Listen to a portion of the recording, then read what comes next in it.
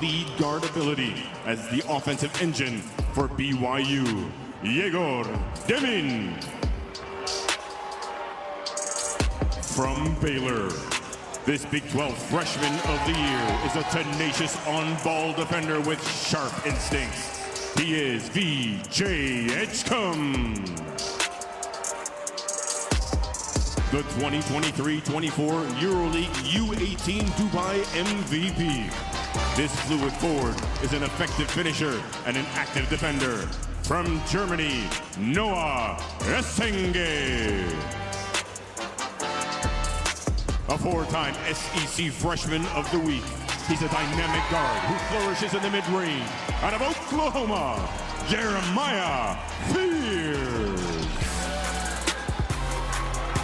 He's the consensus National Player of the Year and unanimous first-team All-American who dominates the court from Duke University, Cooper Flag.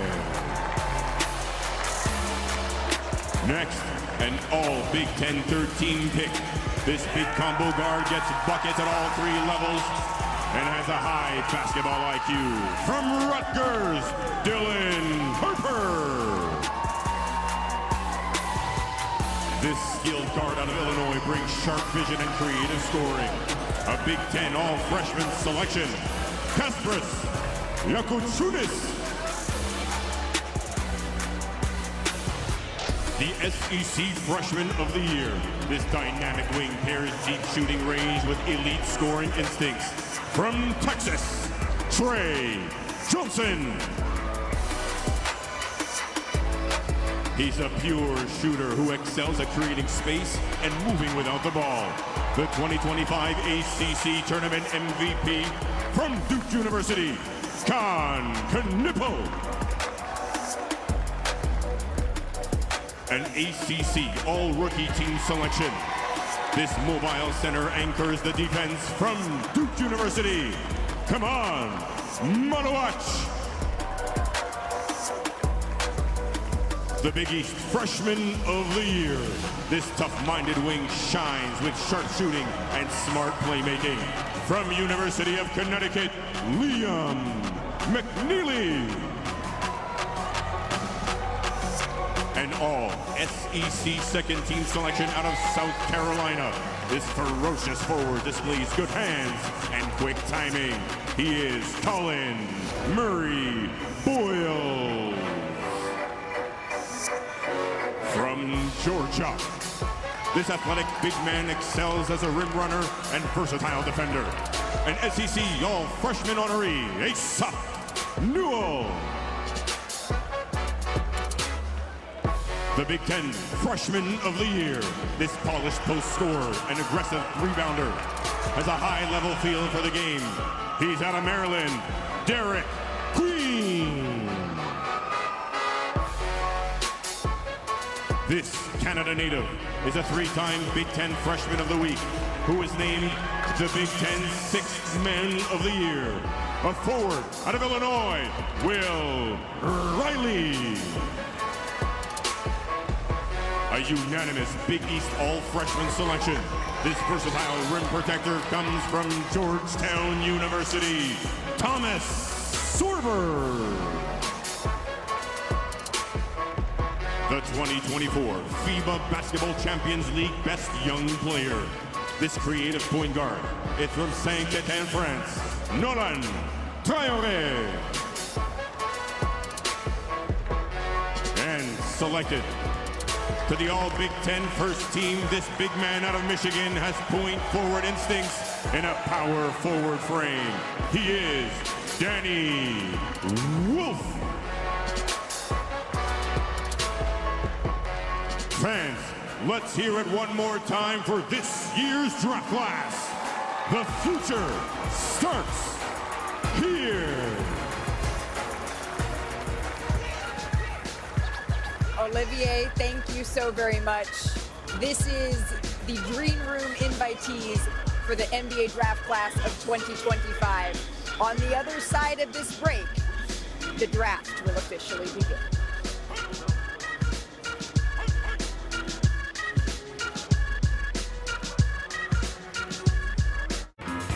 Just 3 days ago, the NBA crowned its youngest champion in more than 4 decades. A moment of triumph, yes, but also a transition.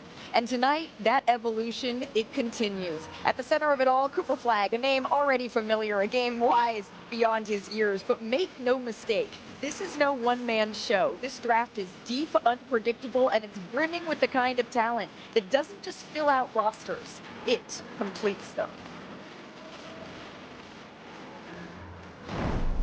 Cooper stole it, a chance to run all the way to the path was not always destined. When I was young, for me it was always just a dream, a faraway thing. I never really thought it would be possible. It had to be found. knifing inside. Here we go! All the work that I was doing was showing off. It had to be earned. It's a three. I felt like I can compete with anyone in the country. This path was forged uniquely as your own. I'm blowing up the roof, got nothing left to prove. So what you got? Fears all the way to the rim. My star power, Shots, great find. Playmaking. How hard I play on the court. Someone as an alpha. To another level. Flag taking over. How about all the above? No question, he is the main event. Poised not only to change a game, but to transform a franchise.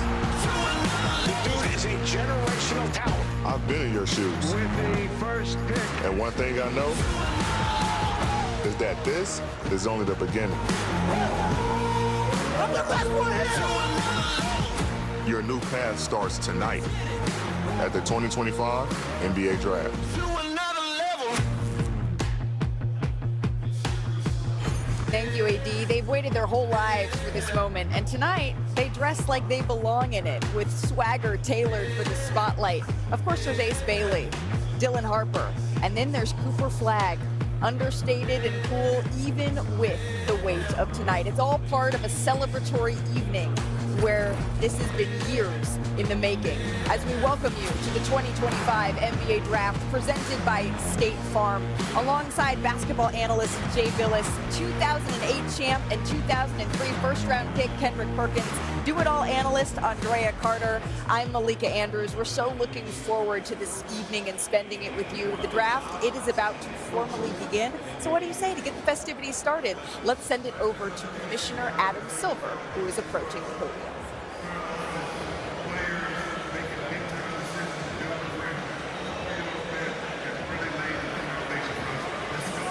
Please welcome to the stage the Commissioner of the NBA.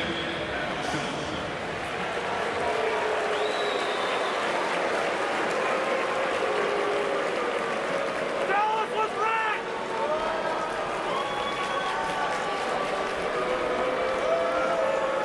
Good evening, and welcome to the 2025 NBA Draft. From big cities to small towns, basketball is played and followed everywhere. And during the finals, the very best basketball was played in the heartland of America. Yesterday, 500,000 people in a city of 700,000 turned out in Oklahoma City for the Thunder's championship parade. That was yet another amazing example of how sports can evoke enormous passion and bring people together. The Thunder were the second youngest championship team in NBA history. But what they lacked in experience, they more than made up for in unselfish play and a team-first mentality. 7 years ago, Shai Gilgeous-Alexander, the league's MVP, scoring champion, and finals MVP, walked across this stage as the 11th pick in the draft. He and his teammates spent countless hours in the gym watching film and pushing themselves to be the very best. Which of the players drafted tonight will be the next key piece of a championship team? With 7 different champions over the past 7 years, welcome to a new era of NBA basketball where every team has a shot. Which team will emerge as next season's champion? The competition begins tonight, so let's get started. The first pick in the 2025 NBA Draft belongs to the Dallas Mavericks, who have 5 minutes to make their selection. Commissioner, thank you. The Dallas Mavericks, impossibly, they are on the clock officially with the #1 pick. Let's take a look at the connection section. It's brought to you by AT&T. These recruited fans, they came to support the hopeful #1 draft pick. You can see the excitement there that they have being inside Barclays Center as they're about to watch these young men step across this stage and into the NBA. But it's been quite the season for the Dallas Mavericks. They miraculously jumped 10 spots. That's tied for the most by a lottery winner since the Magic in 1993. It was a little bit of a turbulent season. Here's how we got here.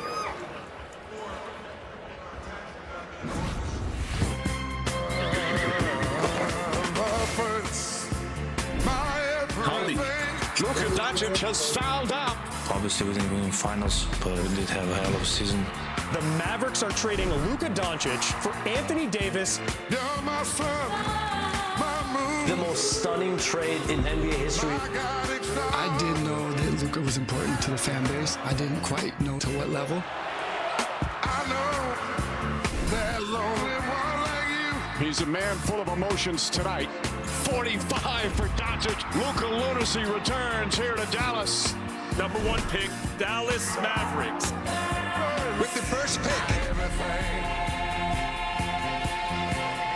we get to take a peek now inside the Dallas draft headquarters. They look pretty happy here, Perk. This is not a place maybe they thought they would be. The odds were stacked against them.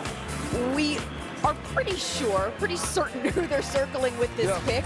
But the state of Dallas, at this point, this franchise and this organization, they're expecting Cooper Flagg to come in and make an immediate impact because they have playoff expectations. Absolutely, and he will. They're a legit title contender, and with adding a generational player like Cooper Flagg with what they already have, and a Kyrie Irving who's going to be back, Anthony Davis, who's a two-way player, one of the best two-way players in the game, to me a top 10 power forward of all time. We'll get into that later, but you have the front court with Lively and Gafford, and then you add this man, they're legit title contenders, and they got something to look forward to, some belief in the future, which they didn't at first, especially after they traded Luka Doncic, and then all of a sudden those boos turned into cheers. Well, that's what Nico Harrison and this Dallas franchise are banking on. They're banking on the youngest player in this draft class, the pride of Pine Tree State, Cooper Flagg. He's been shaped by his upbringing, really into the Maine man here. Cooper calls Newport, Maine home. It's a small town half an hour outside of Bangor with a population of just 3,133 people. That is where he led the Nokomis High School basketball team to a Class A state championship in 2022, winning alongside his brothers, Ace and Hunter. Also in 2022, he became the first freshman to be named Maine Gatorade Player of the Year. His mom, a local legend in her own right. She played basketball for the University of Maine in the 90s and was teammates with Stacy, the late mother of Blazer center Donovan Clingan. Basketball runs in the family. Ace is committed to playing for the Black Bears this upcoming season. And once drafted, Cooper will become just the second player drafted from the state of Maine, joining Jeff Turner from Bangor, who was drafted in 1984 by the New Jersey Nets. This is a city and a state that has shaped him, and Marty Smith is there. Welcome to Flag Day in Newport, Maine, where in just a few moments, as the clock winds down, anticipation is building. This community is so proud, not just of the athlete, but of the young man, of the character, of the hard work, of the humility that he exemplifies, that they know he learned right here in Newport. I spoke to his principal, Mary Netto, at Nokomis High School, and she told me that Cooper has completely rewritten reality for kids all over this state. They're watching one of their own, one of them, achieve the ultimate dream of flying highest atop the NBA draft tonight, right now. Let's go!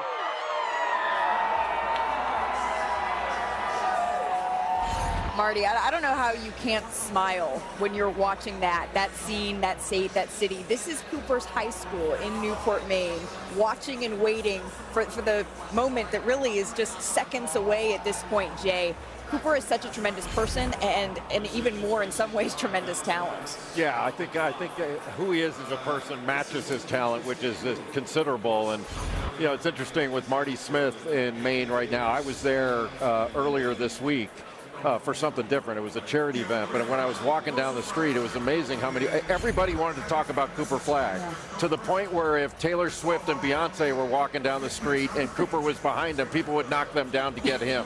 That's how popular he is there. It's really incredible. Well, the thing is, too, he's so humble. He doesn't like a ton of attention. He really just wants to go out and hoop. My favorite thing about Cooper Flagg on the court is even if he's not operating on the offensive end, he can affect winning in so many other ways. Rebounding, finding his teammates, getting defensive stops. It's not just his scoring. He makes winning plays in every aspect of the game. This is the moment. This is the moment that Newport is waiting for. This has been the moment that Dallas is waiting for. The pick is officially in. Let's send it back to the podium and Commissioner Adam Silver. With the first pick in the 2025 NBA Draft, the Dallas Mavericks select Cooper Flagg from Duke University.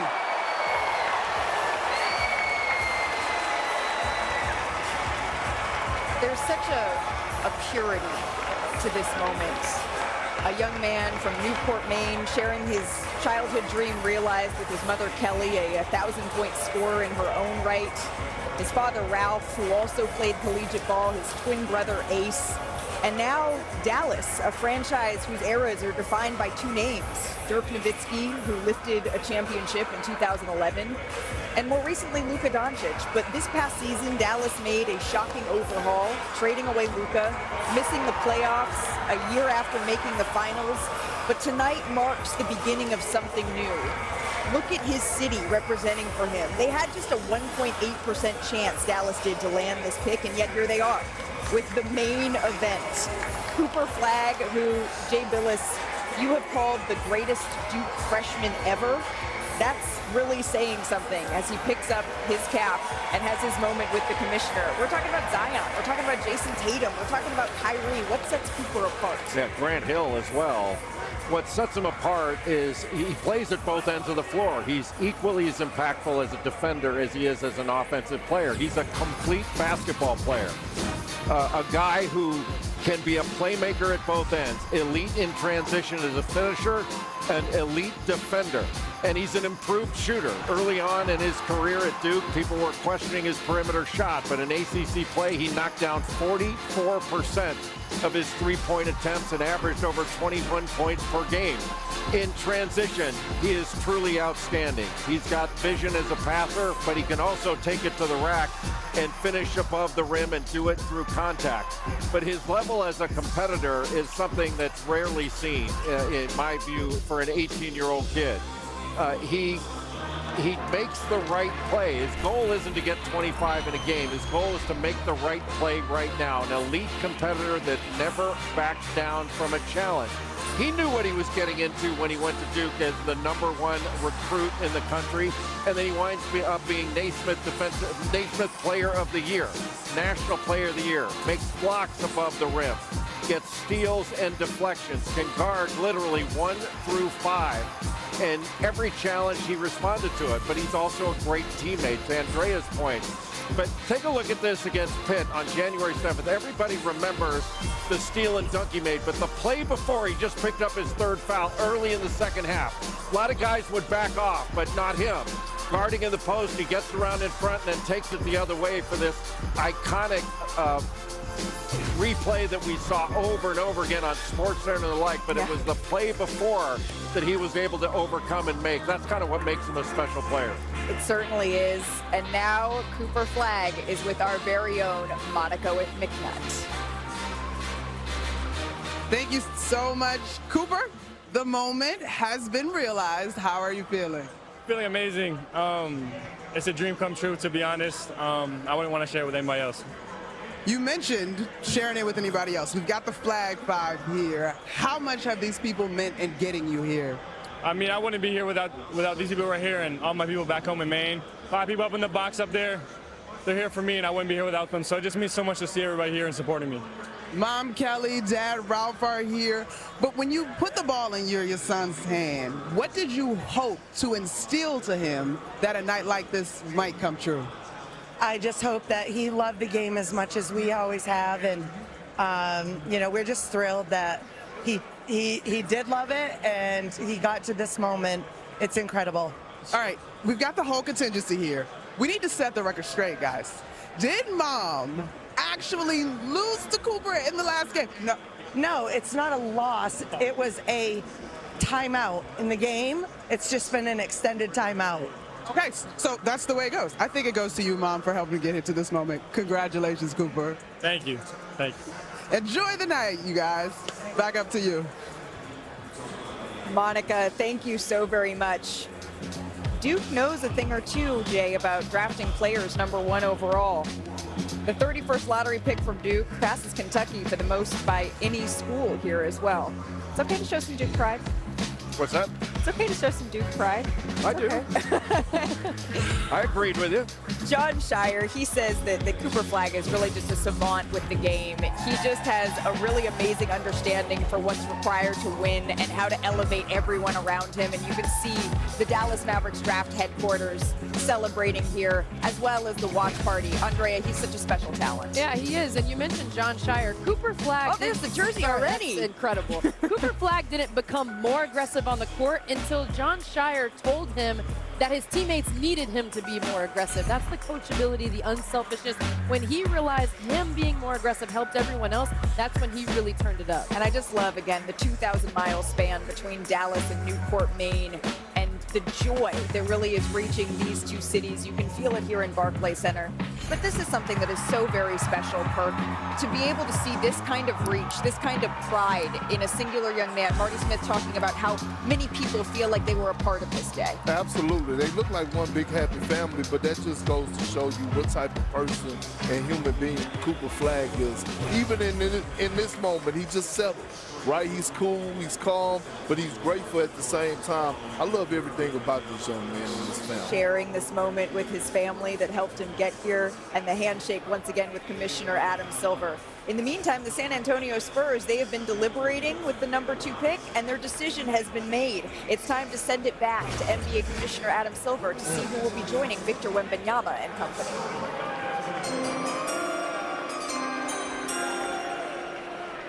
With the second pick in the 2025 NBA Draft, the San Antonio Spurs select Dylan Harper from Rutgers University.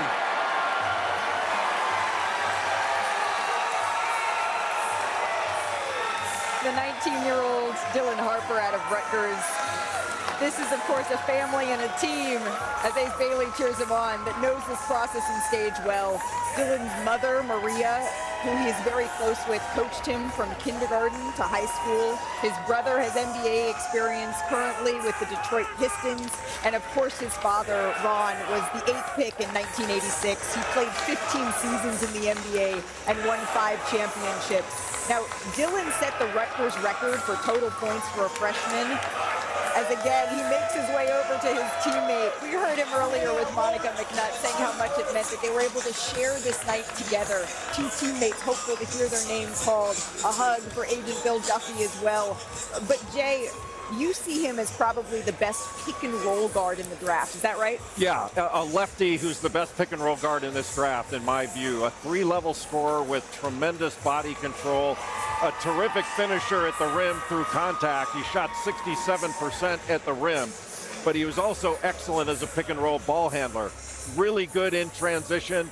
He's just a polished offensive player with really good footwork. But when he gets into any sort of screen roll situation, he attacks the secondary defender and even goes after the tertiary defender and gets all the way to the rim. He can finish with his right or his left hand. He gets fouled and he gets to the foul line.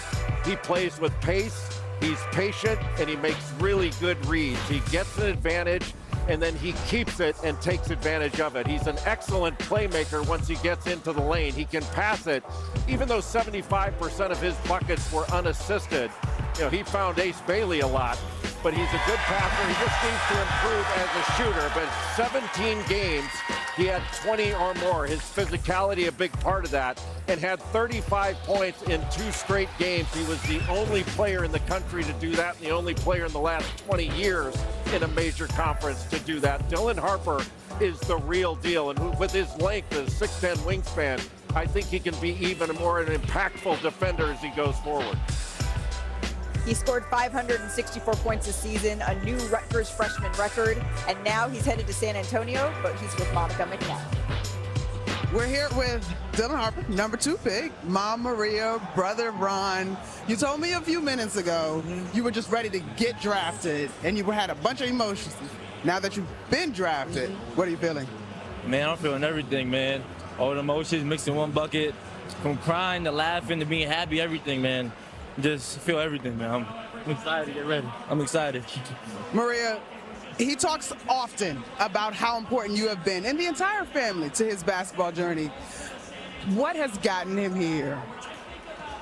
His flat-out love for the game, his determination, his humility, and just his hard work, day in, day out.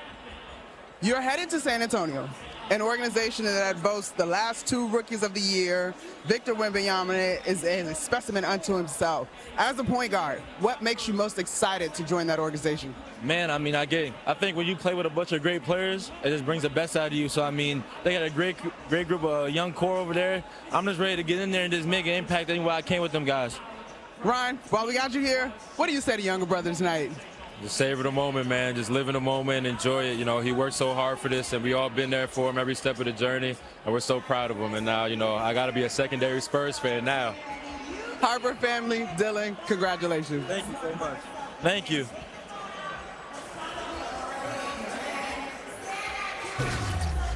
Monica, thank you so very much. It's the Philadelphia 76ers that are now on the clock. Remember their stars, Joel Embiid, Paul George, and Tyrese Maxey. They only played in 15 games together this season. That's not what this roster was put together to do. They had been touted as really having one of the best, splashiest off seasons last year, and that didn't pan out. It didn't come to fruition. Perk, I know you and I go back and forth on Tyrese Maxey is nicknamed the franchise, but really this still starts and ends with Joel Embiid. What are you expecting from them this season?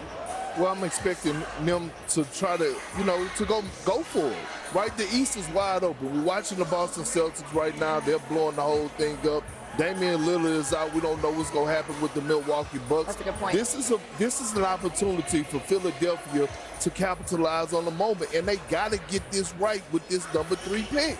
They got to get it right. A guy that's ready to play right now is going to come in and be somewhat of a key factor and come in and contribute. They got to be able and be ready to start the season and make a run. That's a good point to the injuries to the Eastern Conference here. It feels like there is a little bit of a wide open sense to the Eastern Conference with the injuries to the Milwaukee Bucks and the Indiana Pacers, for example, the Boston Celtics, Bobby. But there was a question as to whether or not Philadelphia was going to keep this pick or they were going to look for somewhere to bring in a little bit more experience. Can you take us inside their thinking here? Yeah, this is a high priority pick for Philadelphia. They almost got a mulligan, right? Because they were able to retain that pick. Could have went to Oklahoma City, certainly if it fell out of the top 6 here. Where Philadelphia goes, a roster that's top heavy in contracts, 80% in salary. The question now comes to, do you take best available or do you go best fit? And I think whether it be Ace Bailey or a player like VJ Edgecombe, as Perk said, they got to nail this pick. Jay, do you think that there is can you make that line for us, the best available here for Philadelphia versus maybe who you think is seamlessly fitting with Philadelphia? Yeah, I mean, for Philadelphia, the number one thing is get healthy and stay healthy. Correct. And Joel Embiid has to get healthy. But for this pick, when you're talking best available, Ace Bailey of Rutgers is the most talented player after Harper and Flagg. That doesn't mean he's the right pick for Philly. To Bobby's point, VJ Edgecombe of Baylor is a wing that you would liken to a young Victor Oladipo or a young Dwayne Wade at the same point in their careers when they were 19 years old. He plays at both ends of the floor. I think VJ Edgecombe is the best athlete in this draft. The best shot maker, and especially contested shot maker, is Ace Bailey. But do you take him given that he didn't work out, things like that? You have to rely on your tape and what your scouts saw on the floor if you're going to make that decision. And that was sort of the lack of workout that made the most headlines, was the reported scheduling workout for Philadelphia that he didn't end up attending. But looking at your best available, there's a lot of choices here that could help Philadelphia. But as Bobby Marks has said, they have got to get this pick right. And that pick is in. Let's send it back to NBA Commissioner Adam Silver with Philadelphia's selection.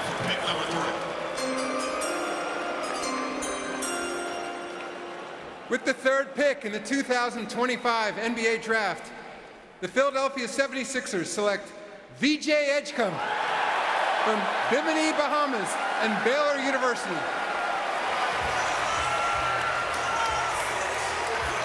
Sharing a hug with his mom, Bendra. What a moment for this family. Talk to VJ, and it's just so evident the pride he carries for the Bahamas, where he grew up. This is his family in the stands here. And he says the toughness, the heart, and playing on concrete, that shaped him. He's 6'4", and over again, talking to Baylor, his athleticism stands out. But over the years, there have been several notable players hailing from the Bahamas, including Michael Thompson, Buddy Hield, DeAndre Ayton. The newest member of this group, VJ Edgecombe, who played for the Bahamian national team in the 2024 Olympic qualifiers, and he then played college ball at Baylor. He won Big 12 Freshman of the Year there, and this is really awesome, Andrea. With his NIL earnings, he set up a scholarship fund that paid for 3 students' tuition at Gateway Christian Academy, a school he grew up attending in the Bahamas. His head coach, Drew Scott, compared him to Russell Westbrook in that way of his athleticism and said he's going to be a problem here for years to come. Yeah, absolutely. You mentioned his experience with the Bahamian national team. Buddy Hield called him a high-character kid, fun to be around and fun to play with. And it's beyond his character. He is an outstanding athlete who plays with a ridiculous amount of effort on both ends. It's the elite athleticism that stands out above everything else. He averaged 15 points a game, just under 6 rebounds, 2 steals a game. The way that he flies around the court on the offensive end and the defensive end. 68 steals, the most by a D1 freshman in Baylor history. Well, Andrea, your point about being a high-level athlete, he's elite athletically, a 3-and-D guy that plays above the rim. Lobs, I think he can do a better job finishing over length, but I think he'll get that in time. But you don't find athletes like this very often. And he's a great defender. He's developing as a shooter. He can knock down an open 3, but he can certainly improve in that area. He shot 34% from 3. He made 52 of them. But as a defender, he plays incredibly hard. He blows up dribble handoffs. He's an excellent chase defender, and he just disrupts. Very good as a help defender, getting out in passing lanes. He has a ton of ability, and you don't say this lightly. He does remind you of a young Oladipo, a young Wade when they were 19. Now the question is he going to reach that sort of height as he goes forward? But he's certainly got the capability there. He likes to compare himself to Anthony Edwards, the two-way ability, the explosiveness, and Amp's his favorite player in the NBA right now. This is what draft night's all about. Look at his mom, Bendra, the moment that she hears her son's name called, the work that she has put in, that he has put in, and now the family is with Armonica McNutt.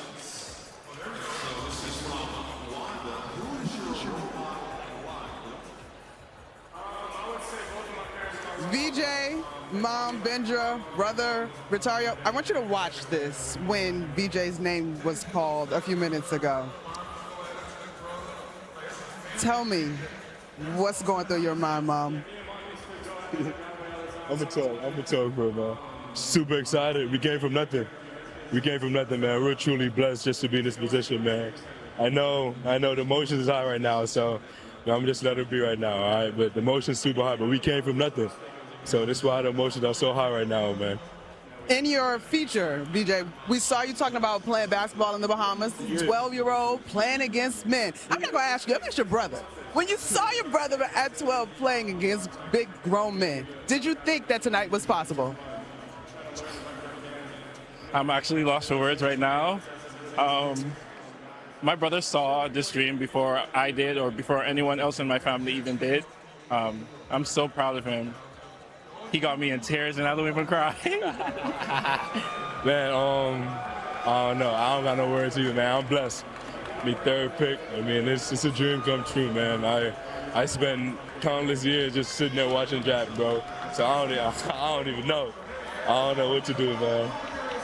You good, Mom? How proud are you of your son? Proud. Super proud. Like you said, we came from nothing into everything. It's Bimini to the world. Bimini to the world. All right, y'all. Well, thank you so much. Congratulations, VJ and family. Back up to you guys. Perk, this is really what the draft encapsulates here, is these moments for these families. Absolutely. I mean, just think about the sacrifice, and not just the young men are putting in, but think about the sacrifice in their families his mom had to put in, right? Like, you have people going out there working overtime just to be able to allow their kids to go to AAU trips and go on AAU tournaments. And right now, the way AAU tournaments, how much they charging and getting the dough, you damn near put in the extra 12 to 15 hours just to go and get a weekend pass. But you definitely feel it, man. And that's why you're just so happy for these families. Yeah, I mean, I remember you watched VJ Edgecombe against Duke in the NCAA tournament with almost 20,000 people in the arena. He's playing hard, but even in the beginning of the season, in the tournament in the Bahamas with just 2,000 people in the arena, he's playing hard on back-to-back nights. The level of effort that he plays with, it shows in his journey. And Philly got this right, I believe. They needed that athleticism at the wing, complement Tyrese Maxey. And what the final showed us is that the wing is the most important position in the NBA. And you got a two-way player that's a dog, that's going to go in and give you high motor, high energy. I believe he's going to be all right there with the Philadelphia 76ers. It's high reward with lower risk. Yeah. So Ace Bailey is high reward, but a little bit more risk. So I agree with you. I think they did the right thing here. You've got a young Jared McCain, too, when you talk about a shooter. VJ Edgecombe's ability to slash into the paint, and if he can become a playmaker to find Jared McCain, that's a young core right there that the 76ers can build on. And the 76ers are sort of working on this almost dual timeline, if you will. They have the young nucleus with Tyrese Maxey, and then they also have the Paul George and the Joel Embiid. So they're trying to sort of do two things at once while also build a winning basketball program. VJ Edgecombe is headed now to the Philadelphia 76ers. It's the Charlotte Hornets that are on the clock now. They went 19-63 this season in their first season under Charles Lee. It's their worst record since 2011, 2012, but this is a franchise that's working really to find their footing. They haven't made the playoffs since 2015, 2016, and LaMelo Ball has been a star that we just would like to see a little bit more of. 3-32 without LaMelo this season. Brandon Miller missed 55 games, 45 different starting lineups here, Perk. There was just a lot of turnover here in the first year under Charles Lee. It was, but he was trying to establish a culture there, right? Coming from the Boston Celtics, he was bringing, like, what winning looks like, what a winning culture matters, like holding guys accountable. We saw him go back and forth a little bit with LaMelo Ball this season, right? Actually, at times, he actually benched him, right, for not, holding himself accountable on the defensive side of things. So they're trying to move in the right direction. I believe he is the guy for them to move in the right direction. Let's see what they do. What do you think is the best fit here? Well, when you talk about culture, immediately what comes to mind is Con Knipple. I don't know if you feel the same, Jay, but culture, making winning plays. He doesn't make a lot of mistakes. He's an extremely talented shooter. I think it's a great fit. The pick is in. NBA Commissioner Adam Silver, back to you. With the fourth pick in the 2025 NBA Draft, the Charlotte Hornets select Con Knipple from Duke University.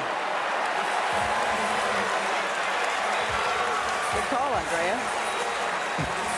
Another Dookie drafted here in the top 5.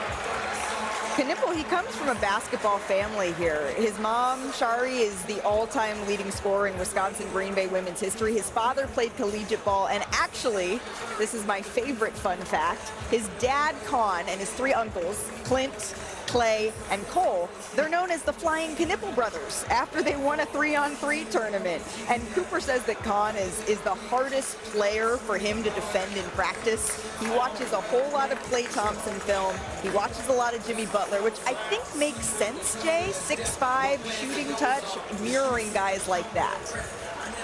Well, he's the best catch-and-shoot guy in this draft. Con Knippel's got deep range, shot 48% on corner threes, and his shooting mechanics and his shot preparation, his low base, near perfect. And he catches it to shoot it, and you've got to take that shot away from him.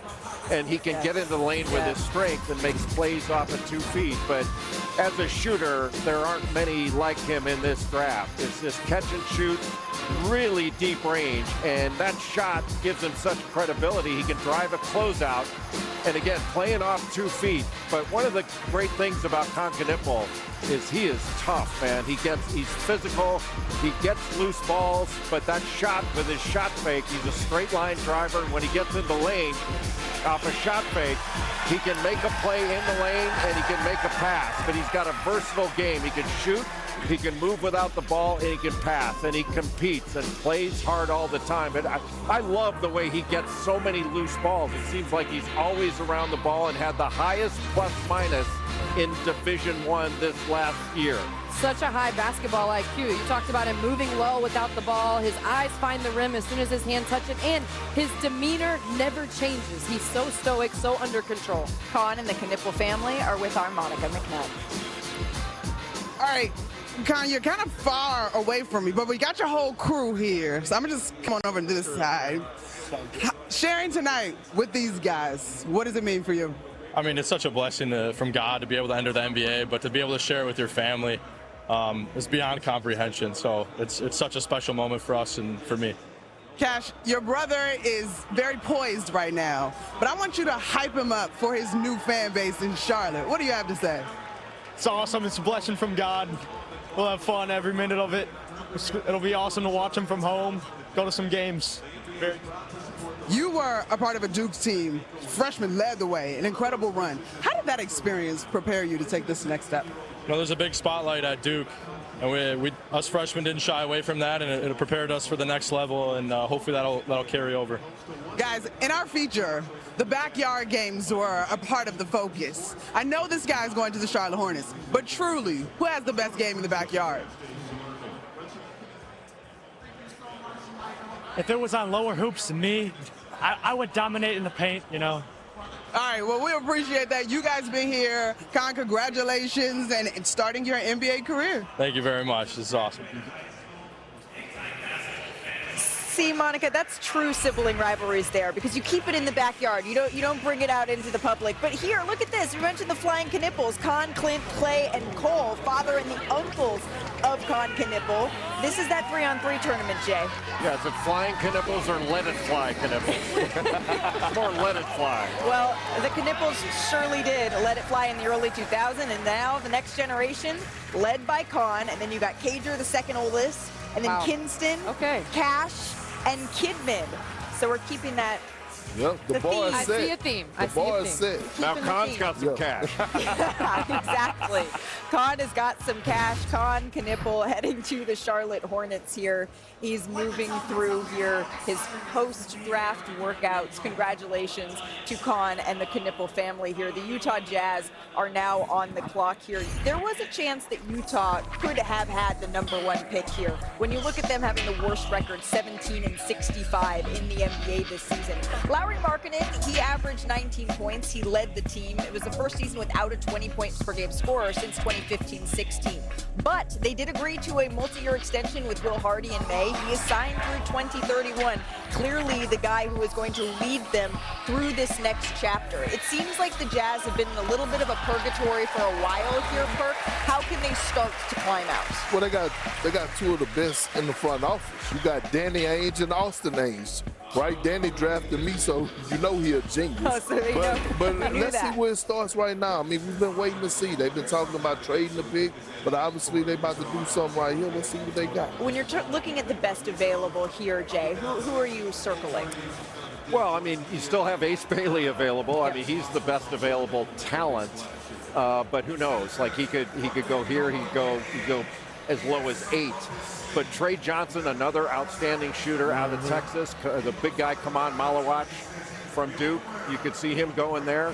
Colin Murray-Boyles is a guy out of South Carolina that I rank higher than I think some others have. Left-hander, really versatile defender. there are a lot of ways they could go here, but the most talented player on the board right now is Ace Bailey. I was going to say, it sounds like GMJ is leaning Ace Bailey. Well, yeah, when you've got a lot of scoring options, Ace Bailey certainly has the highest ceiling because of his size, but Jeremiah Fears is a scoring point guard, and Trey Johnson is an electric shooter from all spots and off the dribble and off the move. So to me, those three, when you talk about scoring in Utah and getting that crowd and that fan base excited with big buckets, those are the three that I'm looking at. Trey Johnson in the green room right now, waiting for his moment to hear he has been initiated into this NBA brotherhood. And Ace Bailey as well. There's been so much made, I think maybe a little bit too much made of this pre-draft workout process, because you get to know so much about these young men, watching them play in college, that I don't know that how much more you can glean from a one-on-0 workout. And he has so much talent. They interviewed him in Chicago. Well, let's see. That should be enough. The pick is in. Here's Commissioner Silver. With the 5th pick in the 2025 NBA Draft, the Utah Jazz select Arius Ace Bailey from Rutgers University. Yeah, the question with Ace Bailey was never about his talent, but simply where would the Big Ten all-freshman selection end up? And now we know. The Utah Jazz. Both of his parents, Richard and Ramika, they both played. And his favorite player, Kevin Durant, says that Bailey is a pure talent. KD added that being able to shoot the ball with the type of touch that Bailey has, it's insane is the way that he put it. Scoring is really this young man's thing, Jay. He's gifted in isolation. He's confident when he takes it as he enjoys this moment with his family. And now he is a member of that NBA brotherhood. Yeah, beyond the measurables, he's got a 7-foot wingspan. He's about 6'8", but he's just a big-time shot maker. He makes tough shots, and they're contested shots. He can make turnaround jumpers with a hand in his face. He's really good with his pull-up game. He shot like 65% on runners and floaters. He's just got a terrific feel for scoring the basketball. But I don't think you're going to find a player in this draft that has made more difficult shots than Ace Bailey has made. And I think NBA players, when they were watching him play this last year, going, man, this dude can score in a variety of ways and makes NBA caliber shots. Had 39 in the game against Indiana. He had 38. Probably his best game was that 38-point game that he had against Northwestern. But his ability, he's good in catch and shoot. He shot 39% there. He can improve his handle and his finishing, but his talent level is really undeniable. A very good athlete. He just got a lot of ability. Now, I think he can improve his decision-making, his shot selection, his playmaking, and I think he can be a much better free throw shooter. But the talent is undeniable. After Harper and Flagg, this is the most talented player in the draft. Taylor Rooks did an interview with Dylan Harper and Ace Bailey, and she asked Dylan Harper how to describe Ace Bailey's game, and he said it's like playing a video game. The types of moves that he can make. It's like pressing a button on your controller. That's how effortlessly Ace Bailey scores. Yeah, he's automatic. Yeah. And now he's with Harmonica McNutt. Ace, you're stoic. On a night with questions about your pre-draft process, how can you be so cool and confident in this moment? I mean, I have a great circle that maintains the outside world while I just focus on the basketball part. So I just thank them every day. You've gotten props from KD, Giannis, learned some moves from Giannis. Are you ready to go to Utah and maybe use those moves on Giannis? Oh, for sure. I got some more stuff for him, too. Yeah, for sure. Congratulations, Dave. Thank you so much. Congrats, brother. I love the confidence. I love the swagger here that we get to see from Ace Bailey. Now that he knows where he's headed in the NBA, his home will be the Utah Jazz. And just like that, the top 5 picks of the 2025 NBA Draft are in. When we come back, the Washington Wizards are on the clock in a night that started with Dallas drafting Cooper Flagg.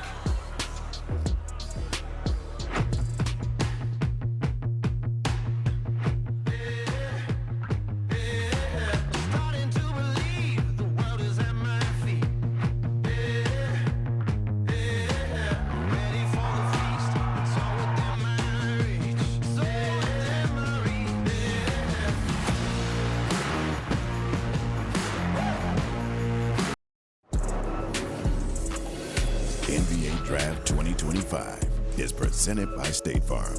Like a good neighbor, State Farm is there. How precious to be able to get to see young Dylan Harper. The baby photos, I think we need to keep those coming for the rest of the evening here. While we were in the break, the Washington Wizards were on the clock, and they've made their selection. With the 6th pick in the 2025 NBA Draft, the Washington Wizards select Trey Johnson from the University of Texas. Trey Johnson, the 6'5" guard out of Texas, sharing this moment with his dad, Richard, his mom, Priscilla, and of course his younger siblings as well. Trey actually wore number 20 in college because his dad wore it during his collegiate playing career. And this is just an incredible, special moment for this family, a really heartfelt moment together. Trey's coach at Texas, Rodney Terry, he compared his work ethic to Kevin Durant's, one of Trey's favorite players in the NBA, and says you literally have to drag this kid out of the gym. He's someone who wants to be there all the time. He shot 40% on threes, led the SEC in scoring as a freshman. But what are your thoughts, Jay, on how his style will translate to the next level? Well, it translates really well because he's got an elite NBA skill. He can really shoot the ball. And I think he's the best overall shooter in the draft. Konkanippel is the best catch-and-shoot guy. And it's not close with the percentages he shoots. But look at that suit. I didn't notice the shorts. We have to show off your short shirt. Up top, he looks like a banker. Down low, he's like a guitarist for AC/DC. We won't tell everyone that you're actually wearing a short suit right now, Jay. but he's an outstanding shooter, and he shoots it equally well off catch-and-shoot situations and off the dribble. He was 41% catch and shoot, 39% off the dribble. He gets separation. He's just a gifted scorer that is a natural shooter. He gets it off quickly. You know, he's got a wingspan of 6'10". Quick release. Yeah. Quick release, and he's got beautiful form. And he really does a good job of moving without the ball. He can do it off of screens. He did it there in a pick and roll situation. But he's just natural as a scorer. I think he can improve his defense, but as you mentioned, Malika, he led the SEC in scoring at just about 20 points per game. The last two freshmen to do that were Cam Thomas and Brandon Miller. He had a 39-point game earlier this year. That was the most by a freshman in Division I. And he's 89 threes, also the most by a freshman in Division I. He had 15 games of 20 points or more. I think the main thing for him is to become a better defender and to get stronger, both of which he can do. Yeah, and I had a lot of time. I got an opportunity to spend a lot of time with Trey Johnson. You know, one of my best friends was his assistant coach, Brandon Chappelle, and all-around great kid. Nothing about, it's all about basketball with him. But when I look at Trey Johnson, I see a lot of Chris Middleton. The way that he's able to create off the dribble, get separation, the floaters in the lane, and like Jay just highlighted, the best overall shooter in this draft. And quite the history here when you look at the highest drafted players out of Texas. He's joining some elite company, and now he's with Armonica McNabb. Trey, your offense, your scoring ability, second behind Kevin Durant for a freshman scoring in the last 15 seasons at Texas. That's the highlight. What gives you confidence that you'll be able to take that to the NBA? Just knowing how hard I work, most definitely how consistent I am with it. And I'm going to do what's been working. I'm going to keep staying in the gym and putting in those hours, and that's so long been translated, so I'm going to do that same thing. Richard, Trey said that he wore your number to honor you, to honor your legacy. Your legacy is headed to the NBA. How well do you think he has honored that? I mean, he deserves it. This was my dream 20 years ago. 30 years ago, but I'd rather for him to be here than me anyway, so I'm just glad and honored to have a son that, you know, wanted to represent his father. When you hear that from your dad, Trey, what goes through your mind? He tried to lie on his age right now, but it's most definitely correct, though. Just he's been there the whole way, and it's like we both getting drafted right now. Outstanding, guys. Congratulations. Thank you. Not calling out Pops on national TV. Congratulations to the entire Johnson family here. I do want to bring in our draft expert, Jonathan Gavoni, into the conversation because, Jonathan, I understand you have some news from Ace Bailey. What more can you tell us? Malika, Ace Bailey did not work out for a single NBA team. He's the only U.S. prospect that declined to do so. This was not one of his preferred destinations, Utah. He was hoping to get to either Washington, New Orleans, or Brooklyn. The Utah Jazz selected Ace Bailey knowing that this is a little bit of a stunner, but if you think about it, this is an outstanding place for Ace Bailey. They have a wide open wing situation. They have a huge need for a star in his mold. They have an outstanding coaching staff. I think Ace Bailey is going to recover from this very quickly and realize that he landed in an outstanding situation with the Utah Jazz. It just shows you there's only so much an agent can control in this process. If an NBA team decides they're going to take Ace Bailey, that's exactly what happened. And this is the first move that Austin Ainge has made as a head decision maker in the NBA, and it's a big one. Jonathan, thank you. I mean, considering the talent that Ace Bailey has, it's no surprise that Utah had the chance to draft him, and they did. Bobby, how do you evaluate the situation when you're hearing that, okay, maybe this wasn't a player's preferred destination, but he has an immense opportunity here? I give Utah a lot of credit here, right? Here's a player that didn't come in for their workout, and I think it shows you that we kind of tend to over-evaluate the individual draft process here when they go out there. Utah needed to get a star. This was the best available player. It doesn't matter if he came in or not. Bobby, thank you so much for that insight. Again, Ace Bailey headed to the Utah Jazz here. As we turn to the New Orleans Pelicans, who are now on the clock, this has been a little bit of a transitional year. We just saw them make a big trade a couple of days ago here, Perk. What's the face? No, I would say that Ace Bailey embraced this. Okay. Utah has a hell of a fan base, especially when you go and turn things around and start winning. That fan base is really, really great. I hate playing in Utah when I was on the opposing side. So embrace it. You have some great people in the front office. You have a great coach, a young owner that's very, hands-on in the organization. You got Dwayne Wade walking in and out of there. Man, it's a real, don't underestimate Utah, young fella. I do like Will Hardy. I spent some time with him doing sideline for the NBA. His understanding of the game, he's just really fun to talk to as a coach. The pick train is keeping on moving, though. The New Orleans Pelicans are on the clock. They have made their pick. Let's send it back to the podium and once again welcome in NBA Commissioner Adam Silver.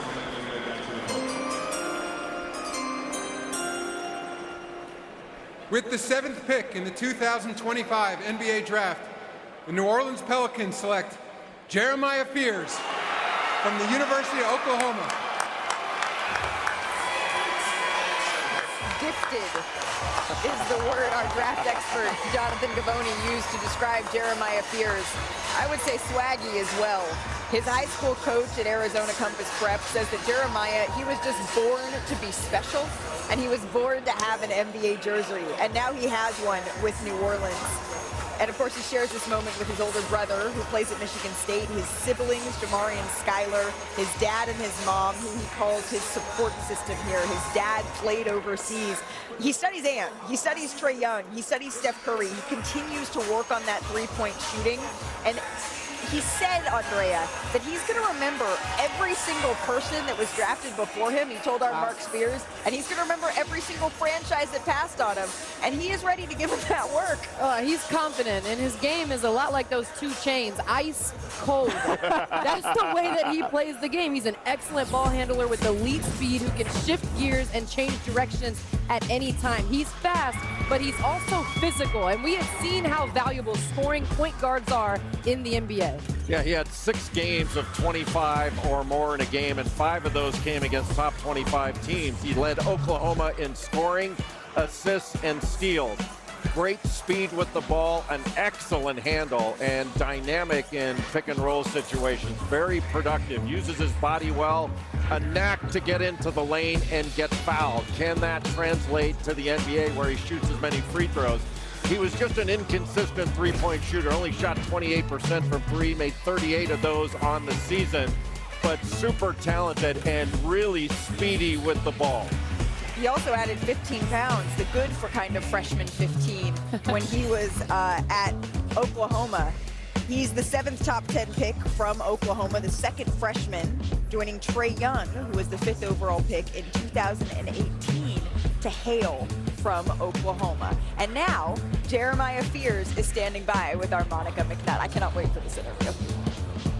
So, Jeremiah, you see that graphic. I see you got your O chain on, your Oklahoma colors. You join a legacy of guys that have done special things to represent the Sooners. What does that mean to you? Man, it means the world to me, just being able to kind of go out here and show the world what Oklahoma basketball can bring and continuing to take steps in the right direction. Obviously, you were just drafted in the NBA, but you also play baseball, you also play football. How do you think your experience playing multiple sports is going to help you? I think it'll just help me overall in the long run. I think that it'll help me as well as far as IQ-wise and just continuing to be the person I am. Well, Jeremiah, enjoy the night. Congratulations. Thank you. Look at his mom reacting here. Special. It's just so moving to see the work that all of these parents have put in, to see the work that all of these families have put in. And you know, this is something where every year we get to witness dreams being realized and lives changing in real time. It's really something, it's why I always say it's one of my favorite days of the year, is because of things like this and relationships like this, bonds like this. That's real pride, Andrea. Yeah, it's special. And, you know, she has watched her son achieve so many things, and he has the ability to take over games. And when you talk about 31 points, 12 of 12 from the free throw line against Missouri, 27 and 10 on the road against Mississippi State. Jay, you called the SEC tournament, did you not? Yep. Remember the game against Kentucky? They're battling back. I know they ended up losing that game, but he scored 10 points in the final minute and a half to get them back in that game and send it to overtime. His ability to get to the free throw line. What is the one thing that Shai Gilgeous-Alexander did time and time again on the road to an NBA championship? Got to the free throw line. Gets his opponents off the court completely because they're in foul trouble. That's what Jeremiah Fears has the opportunity. In addition to his scoring and his speed, he puts defenders in a tough spot, and he gets to the free throw line extremely well. And now it's the Brooklyn Nets that are on the clock. Jeremiah Fears once again headed here to the New Orleans Pelicans. Now, the Brooklyn Nets, they have a plethora of first-round picks here this evening. And Bobby Marks, he was sort of wondering whether or not we'd see them make all of them. Their record was 26 and 56 this season, the first season under Jordi Fernandez. Cam Thomas, he was a bright spot, but he did miss 57 games with that hamstring injury. And they have an off-season of abundance, is what we're going to call it. They have the most cap space, $45 million here. I want to bring in Bobby Marks if we could. Bobby, what do you expect Brooklyn to do tonight with so many first-round picks as we take a look here inside their draft headquarters? Yeah, I wouldn't be surprised, Malik, if Brooklyn walks away with 5 first-round picks, which would be the first team ever to do it. Remember, this is the first time Brooklyn has drafted in the top 10 since Derek Favors in 2010. So plenty of needs for them. Certainly a player like Kaman Mala from Duke, player that we've talked about. They need rim protector there. Keep an eye on him there. You know what? They're saying if we got those first-round picks, Jay, we are going to make those first-round picks. They got 5 of them. That gives you a lot of opportunity here. Yeah, that's surprising to hear Bobby say they may keep them all. Yeah. Because you thought they were going to be one of the prime movers in this draft with so many draft assets. We could still potentially see them move a player, but again, that is a little bit interesting, Perk, that they're saying, that Bobby is hearing, that they're planning to keep all of these picks. Well, I mean, that just tells you how deep this draft is, if they're planning to keep all these picks, right, and the talent that they have in this draft. And I believe it's going to be like that for the next 2 to 3 drafts, right? It's a lot of talent that's coming up, but especially in this one, and they feel like, hey, we could draft, we could build a culture. As long as we have the correct guys, we just saw Sam Presti do it. What makes you think the Brooklyn Nets can? I think it's interesting, too. Does Brooklyn go with a big here? Do they go with a big point guard here? They've got a couple of options when you talk about Kasparis Yakachonis out of Illinois, Yegor Demin out of BYU, Kaman Malawach if they go the big route from Duke. So do they go with someone on the inside or someone who can play on the outside? But I think either way, they can get good size here. Jay, looking at your best available, they got 5 shots at it, but the first that you would be looking at is who? Well, it depends on, now you're starting to get into an area where you don't just go best available all the time. I happen to think the best available player is Colin Murray Boyles, but he may not fit what Brooklyn wants to do. And to Andrea's point, Kaman Malawach, the best big guy, Yegor Demin, the best playmaker. Asenge is really interesting as a wing defender. Let's see who the Brooklyn Nets select. NBA Commissioner Adam Silver has the pick.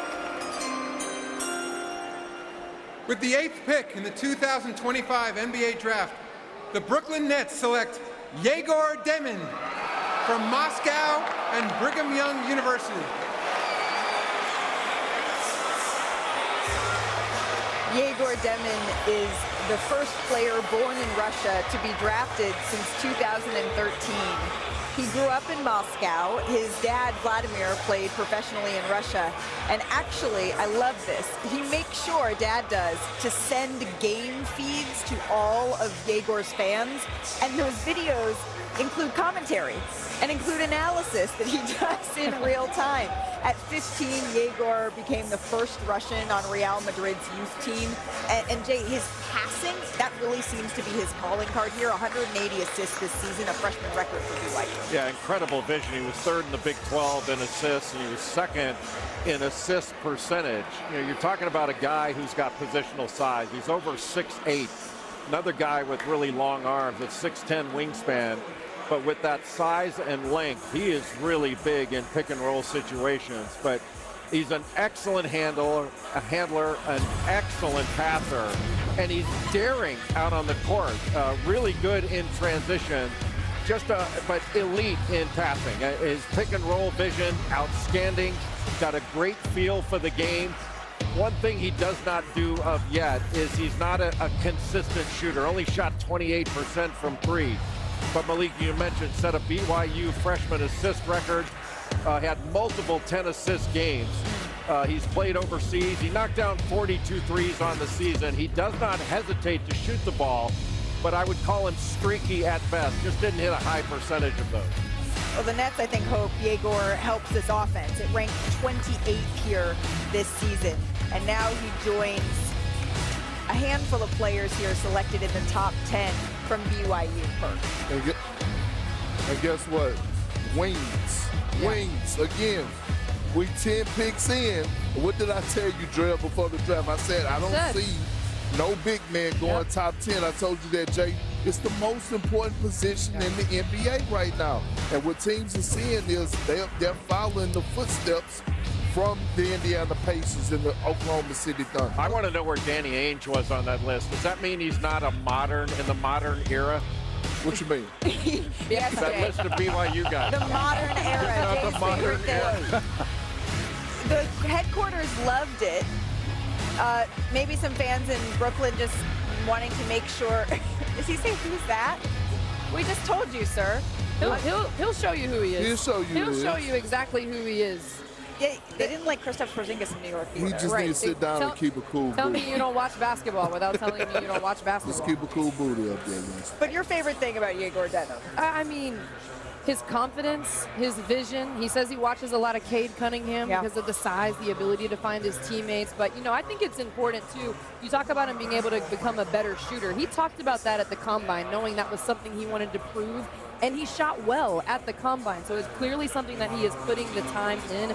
But to me, the confidence, the fearlessness with finding his teammates, the vision and skill to do so, that stands out. But if you're going to start somewhere, if you're the Brooklyn Nets, why not at the point guard position with a ball handler that's 6'8", right? If you're going to start somewhere and you're going to build the future and you want to build through the draft, this is not a bad starting point. Again, their offense near the bottom of the league in the NBA, 28th last season. So looking to be able to build on that with that vision, that passing that Jay was talking about. Now we turn the page to the Toronto Raptors, who are on the clock. Let's check in on their season. Just remind you how we got here. The Toronto Raptors with the number 9 pick. They had a record of 30-52 this season, 11th in the Eastern Conference. They acquired Brandon Miller in a trade with the Pelicans. He missed every game after the trade with an ankle injury. RJ Barrett, a little bit more of a bright spot, 21 points a game, just over 21 points a game to lead this team. They missed the playoffs for the 3rd straight season. They've lost 50 games in consecutive seasons for the first time since their first 3 seasons as a franchise here, Perk. They're not that far removed from being a team that we expected to be consistently in the playoffs.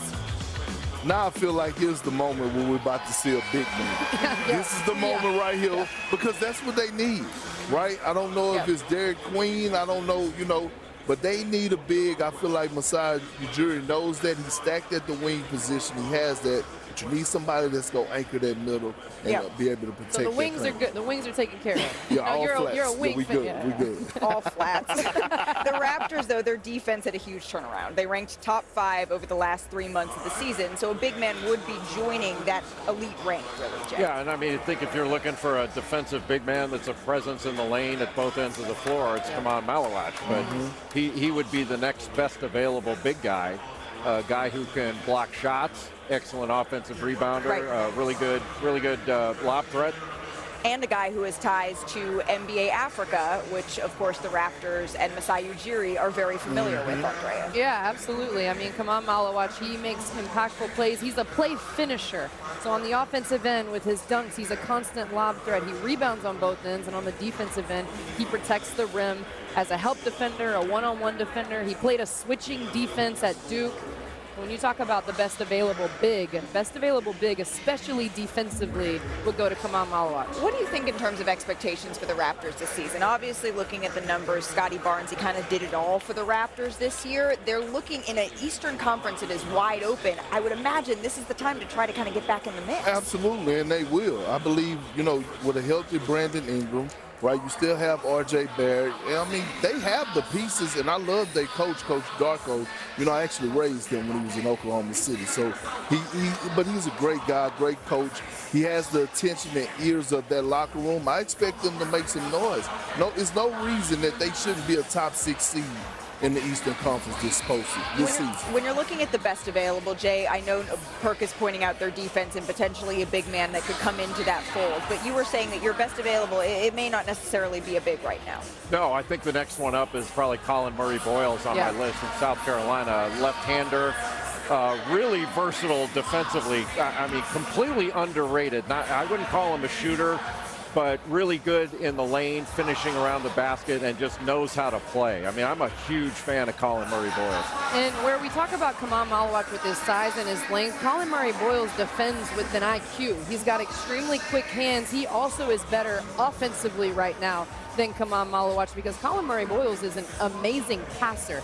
He can pass with his back to the basket, over the shoulder. He can deliver bounce passes. He can throw lob passes off the dribble. That's Colin Murray-Boyles. So offensively and defensively, you're getting a more versatile player on both sides if you go with Murray-Boyles. Yeah, Murray-Boyles, he told ESPN that when people who know him watch him play, it's the smaller things that stand out. He says he hangs his hat on how hard he plays and his unselfishness.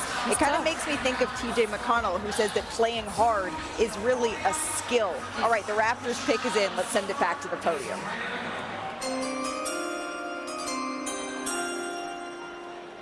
With the 9th pick in the 2025 NBA Draft, the Toronto Raptors select Colin Murray-Boyles from the University of South Carolina. Colin Murray-Boyles sharing this moment with his mom, Yvonne, his dad, Sean, his brother James, who was a standout at UNC Pembroke and plays overseas now. And of course, a hug now with Chloe Kitts, his girlfriend and South Carolina star forward in her own right. And one thing, I love this, Andrea. I love this about this family. So mom's an attorney, right? And she's persuasive. Dad is a contractor. So during the pandemic, at his wife's request, Sean built Colin a gym to practice in. They needed to make one, and so they did. And the analytics models, they loved this young man. But one thing NBA scouts noted, the need to kind of continue to grow as a shooter. What did you see on that front, Jack? Well, he didn't shoot the ball well. He's not a three-point shooter. He gets most of his points in the paint. He was second in the Southeastern Conference in paint scoring at over 11 points per game. But he was the only SEC player to have 40 blocks, over 40 blocks, and over 40 steals this season. It shoots about 67, 70% at the rim. He's just over 30% on jump shots. That's an area where he needs to improve. But a versatile, long-arm defender. That's really the lead story with Colin Murray-Boyles. He's an outstanding defender with incredible awareness and alertness. And he's just relentless defensively. He plays really hard.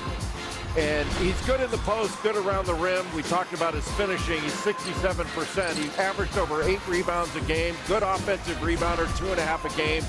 But defensively is where he sets himself apart. He can move his feet. we talked about him playing hard. You know, he played on a team this season, South Carolina. They really struggled to win games in the Southeastern Conference. They were 2-16. He never took a play off.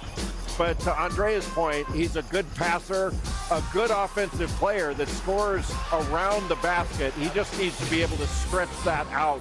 But because of his basketball IQ and his work ethic, I think he's going to improve his perimeter shooting. Yeah, and that shows from his freshman year to his sophomore year. And I know it's not a lot, right? But freshman year, he's 0 of 5 from the three-point line. Sophomore year, this past season, he made 9 threes as a sophomore. And I know those numbers don't jump off or shock anybody, but to make more threes than you even took the previous season shows he's at least putting the work in to develop that side of his game.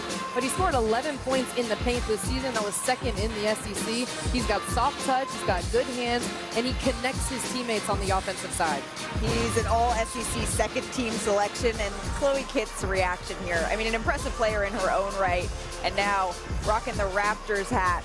Matches the dress, too. We love that coordination. So it looks as though the Houston Rockets are on the board at number 10, but we know that pick is on the move as part of the Phoenix Suns trade that landed the Houston Rockets, Kevin Durant here. Perk, how do you think the Suns should approach this pick as they continue to build around Devin Booker? Because they've said they don't want to tear it down to studs. Well, I mean, they got to get it right. They got to get it right. I mean, I think if I'm the Phoenix Suns again, I'm addressing the wing position. I'm loading up on them. Or it may be time for them to take a center, right? Yeah. They need a center. They've been searching for one to hold it down, to grow with Devin Booker. Obviously, we saw DeAndre Ayton. He didn't work out with Devin Booker. Big Nurkic, he didn't work out as well. They tried Plumlee. That didn't work. So now you might have your guy that's going to be a star in his role and not want to do too much. A lob threat at the basket and be able to anchor your defense. They are pretty thin in the front court. I had wondered whether or not they would try to look to move this asset to be able to look towards someone who maybe was a little bit more in line with Devin Booker's timeline, but as of now, we have not seen that happen. Yeah, you know, it's interesting if they want to go with a big. We talked about Kaman Malawach, Noah Senge, some of those post players that can really contribute there, but if they want to go with the wing, we've talked about some 3-and-D guys, Jay, that could really come off the board. Carter Bryant being from Arizona. Yeah. He played at Arizona, so there's a connection there. Cedric Coward. So 3-and-D or a big man. I see that pick going that way for Phoenix. Yeah, there's another 3-and-D guy in that vein, Rasheer Fleming from St. Joe's. I don't know that it'll go this high. But those are good calls. Those 3 guys are going to be very valuable in the first round. This is Jay's best available as we sit now here at pick number 10 that is headed to the Phoenix Suns as a part of that Kevin Durant trade. Since it says Houston, why not? Let's talk about them a little bit. Perk, you love this trade for the Houston Rockets, a team that was already number 2 in the Western Conference last year and looking to eclipse that, make it farther than they did in their first round series against the Warriors. I did, Malika, because they didn't have to give up a lot, right, to get Kevin Durant, in my opinion. They were still able to keep Şengün, who I believe is baby Jokic. There's another baby Jokic you'll hear about later tonight. Yes. Cool. and then, you know, they kept Amen Thompson, Tari Eason, perimeter defense. I believe in the next 2 years, 2 to 3 years, Amen Thompson might be the best two-way player in the league. Right? That's how high his ceiling is to me. And then you throw in, they just re-signed Fred VanVleet, right? So you got the experience at the point guard. Big Steven Adams, we know what he's going to come in and do for his offensive rebound and build a great screen setter. But then Kevin Durant solved so many problems. They needed a closer. They have Kevin Durant last year. They beat Golden State. Point blank period. All right, they needed three-point shooting. Kevin Durant provides that. They were one of the worst three-point shooting teams in the NBA last season. And now Kevin Durant goes to a situation where he knows and respects the coach and the coaching staff. Yeah. Ime Udoka, that relationship. Royal Ivey, best friends with Kevin Durant. So they're going to hold Kevin Durant to a certain level and hold him accountable, and he's going to accept the challenge. KD is going to crush their offensive rebounding numbers because he's going to make shots. They're not going to have as many offensive rebound opportunities. Well, you were able to see some of this up close. You were calling games in the NBA this year as well. Jay wears every single hat that we have here at ESPN. You were able to see the Phoenix Suns up close, and I think everyone knows that there's still a lot left for Kevin Durant to do with the Houston Rockets here, but it seems like these two teams are in very, very different places now. Yeah, I mean, with Durant leaving, Phoenix is in a much different place right now, and they have to make a decision on Bradley Beal. That's really going to be where things shake out for them. But look, this is where you start in the draft. I mean, if you're gonna build a team and build it to where you want to get it, I think you have to start with the draft. You know, that's where the best teams build, is through the draft, and they have an opportunity right here. What are you looking at here, Andrea? Yeah, I think I'm looking at. I'm time. just looking at the bigs. Like Kaman Malawach, I think it's time for him. Yep. Asa Newell out of Georgia, extremely athletic, defends at a high level. I think going with someone in the center could be important. Time to show the bigs some love, with 10 seconds left. Adam Silver's at the podium. With the 10th pick in the 2025 NBA Draft, the Houston Rockets select Kaman Malawach from Rumbek, South Sudan, the NBA Academy Africa in Senegal, and Duke University.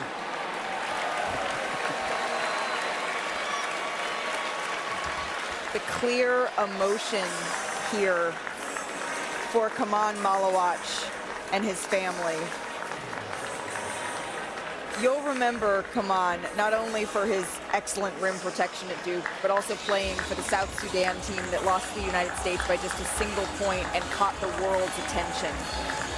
Kaman is one of the remarkable stories of this draft. He grew up in Uganda after his family fled conflict-ridden South Sudan, and he picked up a basketball at 14 years old after a motorcycle cab driver stopped him walking down the street and said, "You're so tall, you should start playing basketball." You can see how much this dream realized means to him in this moment.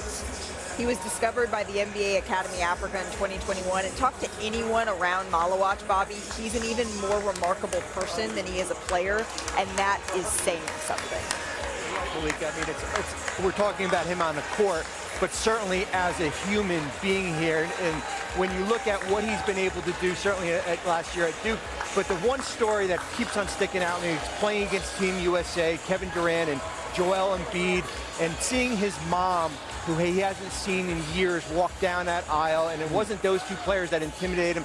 It was that seeing his mom in the stands here, and truly one of the great stories of this year's draft. He told our Monica McNutt yesterday, Bobby, that his parents are at home and he thinks that they'll stay up a little bit past their bedtime to watch their son have this moment with NBA Commissioner Adam Silver. Jay, you can see how much this means to him. I think when you consider the journey that it took for him to get here to the NBA, to be selected here, he was born, as we mentioned, in South Sudan. He was a little bit of a late bloomer, started playing basketball a little bit later in life before going to NBA Academy Africa, and he became just a tremendous presence at the rim. Yeah, wore number 9 at Duke in honor of Luol Deng, but you're talking about a big-time rim protector with a 7'6" wingspan, blocked a ton of shots last season for Duke and was a real presence in the lane. Also an excellent offensive rebounder. His offensive rebound percentage was close to 17%. That was top 15 in Division I. And he shot 71% from the field. That was 4th in Division I. And he shot that percentage in large measure because he's a great offensive rebounder. He's excellent as a pick and roll roller. You can just lob it up as high as you want. He had 81 dunks on the season. That was 2nd in Division I. 38 of those dunks were off of lobs. He's not a switch big. He played mostly in drop coverage, but he's a better perimeter shooter than his statistics indicated. It's something he has worked on. He looked very good on that at the combine and shooting drills. I think he's going to be able to stretch that out and perhaps, maybe you don't trust it yet, but maybe reliable in time. Jay, thank you. Come on, is with our Monica McNutt. Come on, you told me yesterday that you are delusional about your dreams. Tell the truth. Did that delusion include being drafted a lottery pick in the NBA? I mean, yeah, it included that, like me being delusional about my dreams, believing in myself that I'm going to make it to the NBA one day, and now I'm here in the NBA draft. Just got drafted. We also talked about the pride and all the folks that you are representing. What do you want to say about the people that have helped you get here, and in particular your roots in Africa? I mean, I'm here representing the whole continent. Living in Africa, I had the whole continent on my back, giving hopes to young kids, inspiring young kids and the next generation of African basketball.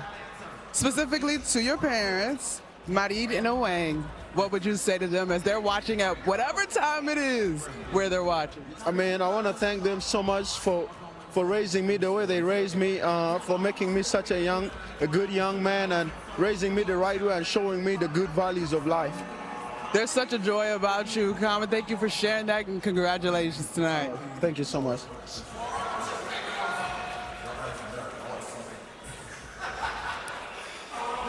This is such an emotional moment for Kaman's family, considering everything that this family has been through to get here. His siblings all sharing in this with him. Again, you heard him with Monica sending the message back to his parents watching at home. Just a tremendous, tremendous story. I just shared it too. No, seriously, I mean, but this is what it's all about. Like, do you realize how hard it is to make it to the NBA? Do you know what it feel like to get your name called when you have to compete, especially from where he came from? The obstacles, the hurdles, right? Like being able to be put on the platform to be seen, and then all of a sudden make the best of it. I see him playing the Derek Lively role, to be honest with you, for the Phoenix Suns. I know, Jay, you said he played mostly drop coverage, but I see a young man that's going to accept the challenge of being able to switch out on the perimeter and slide those puppies. And now we've seen Duke have multiple players here drafted in this first round. I'm hearing that Shams Charania has some breaking news for us. As I just mentioned, the Duke players, it's some history here. I want to bring in Shams Charania now. Hey, Shams, I hear we got some picks on the move. What more can you tell us? So one deal just happened. The number 11th overall pick is being traded from the Portland Trail Blazers to the Memphis Grizzlies. So this pick coming up at 11 will be Memphis's pick. And then elsewhere, the Phoenix Suns draft Kaman Malawach, but they have also traded for center Mark Williams from the Charlotte Hornets. I'm told the Hornets are getting the number 29 pick in tonight's draft, as well as a 2029 first-round pick. So we know the Suns have had an issue with their front court size, but they have addressed it in a massive way tonight. Getting Kaman Malawach, they did not expect Malawach to drop to them at 10, but he did, and now they get him as well as Mark Williams. All right, so at the deadline, the Hornets traded Mark Williams to the Lakers, but he failed a physical. So now he is headed to the Phoenix Suns. The Portland Trail Blazers are on the clock, and their pick is in.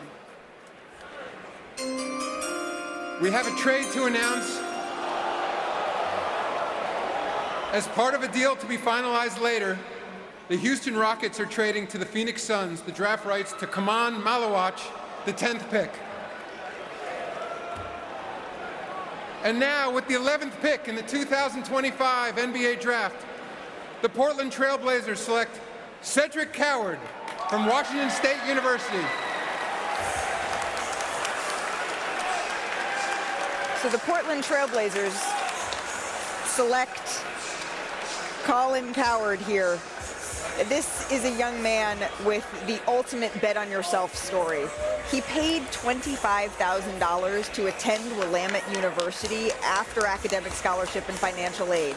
Even the man who recruited him pointed out how rare it is for a future first-round pick to pay his own way to a Division III school here. But his journey didn't stop there. He played 2 years at Eastern Washington before transferring to Washington State. He only played 6 games with a shoulder injury, but he was the team's leading scorer, and his draft stock has been rising a lot here in recent months, Jay. Cedric Coward was a virtual unknown 2 years ago. You know, he started out in Division III, went to Eastern Washington, transferred to Washington State, only played 6 games last year because of a shoulder injury, but in those 6 games, he had 3 20-point games. He also had a 30-point game against Northern Colorado. He was actually transferring to Duke when he went into the draft. Duke could have had 3 in the top 11, if he got, or 4 in the top 11 if he gone there. It's really kind of remarkable. But he shot it very well at the combine. He's a 3-and-D guy. He's got a 7'2" wingspan, a big-time vertical. He's an outstanding athlete, but prototype 3-and-D with his length and athleticism. His potential is tantalizing. He's got speed. He's got great instincts, a sturdy frame, big hands, and he's a good passer. Good vision, He can improve his handle and his decisions, but he shot it really well at the combine. Shot it well off the dribble. I think he was 17 of 20 in that star drill that they have there. But his ability to shoot it from the perimeter and then defend multiple positions is why he's going number 11 in this draft. A guy with a lot of potential. We should mention that our Shams Charania is reporting that the Portland Trailblazers are trading him at the number 11 pick to the Memphis Grizzlies. Again, this pick, Cedric Coward, is headed to the Memphis Grizzlies. And again, it's been quite the journey for him, Andrea. You don't see this very often. A young man going from D3 to then Eastern Washington, Washington State, entering the portal, committing to Duke, and then deciding to remain in the draft. He is a strong athlete, intense competitor, and dangerous three-point shooter. 39% from beyond the arc across his career, and he's competitive. Cedric headed here to the Memphis Grizzlies, and he's here with our Monica McNutt. What a long shot of a journey, to use your words, Cedric. But now you're here. What's the next step to continuing to prove yourself the way you have so far? To keep getting better, to take every day just the exact same as I have, keep embracing the process, embracing the journey, and giving my all to the game of basketball. You seem so matter of fact.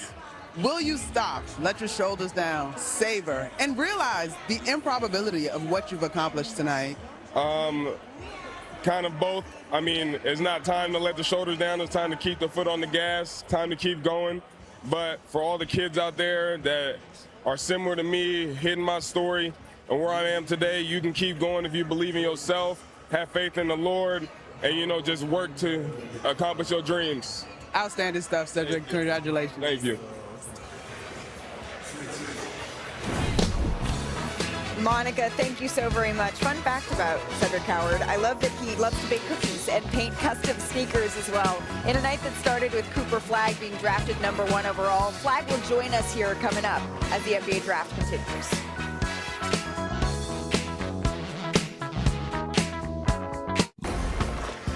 Welcome back to the 2025 NBA Draft presented by State Farm. The Chicago Bulls are on the clock with the number 12 pick here, and the pick is in. It's time to get you back to the podium here in Barclays Center with Commissioner Adam Silver.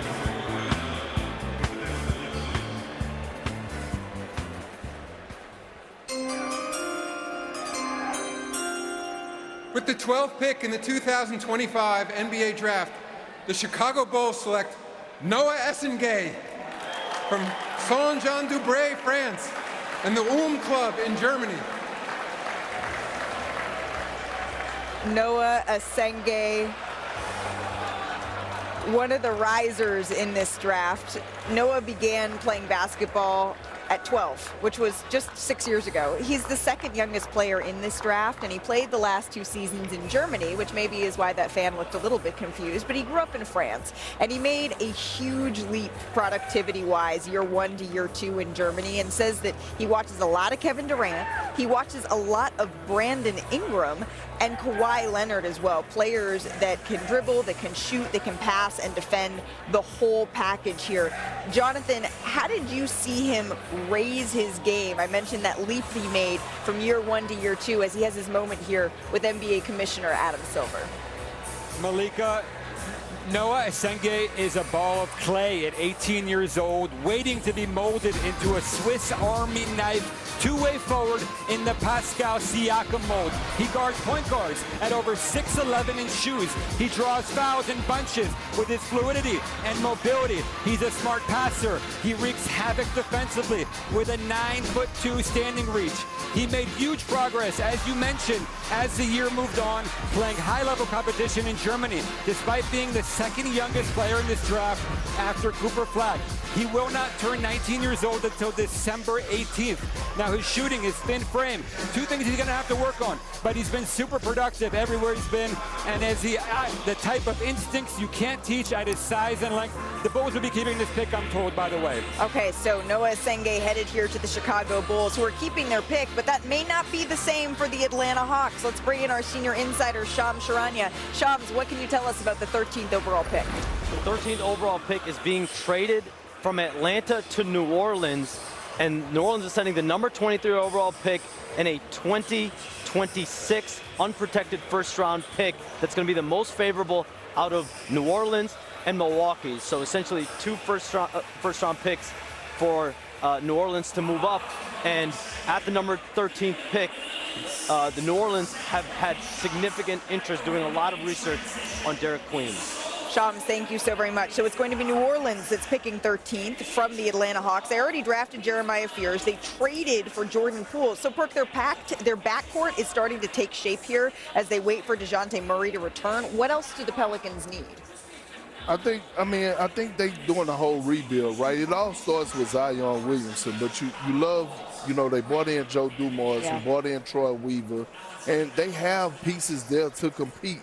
Right, when you look at their squad, Trey Murphy, when you're looking at all those guys and they're making room, they just drafted the young fella, and they just moved C.J. McCollum, so he's going to come right on in and get some quality minutes. So again, it's all about establishing culture, right? It's all about getting right, and I love who Zion Williamson just signed with, an OG in the game, Bill Duffy. Right, Bill Duffy don't play no games. 42 years in this, he's going to get him right, and it's going to keep going. I think you're right that really the Pelicans here, it all really starts and ends with Zion Williamson and what they're able to do. All right, we need to get it over to the podium. We have a special moment with the association. 75 years ago, the first black player was selected with the 13th pick in the NBA draft. It marked the first season with black players in the league. To honor this anniversary, joining Commissioner Silver are family members of those NBA pioneers, along with Hall of Famer and all-time NBA great Oscar Robertson, who is also the first black president of the National Basketball Players Association, and Andre Iguodala, a 4-time NBA champion and the current executive director of the Players Association.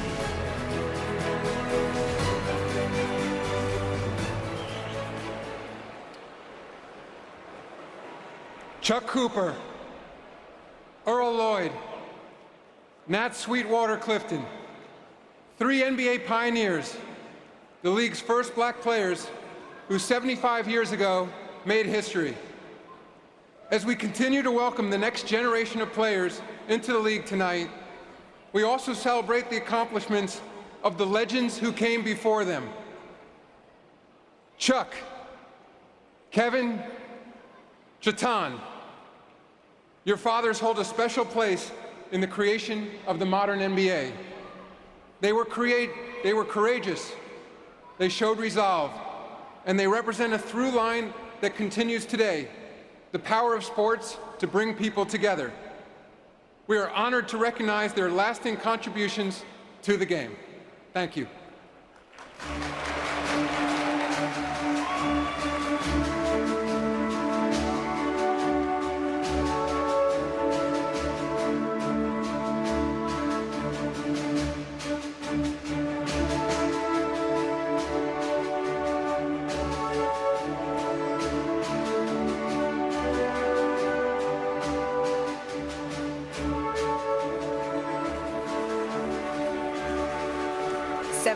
Years ago, celebrating the first black players in the NBA.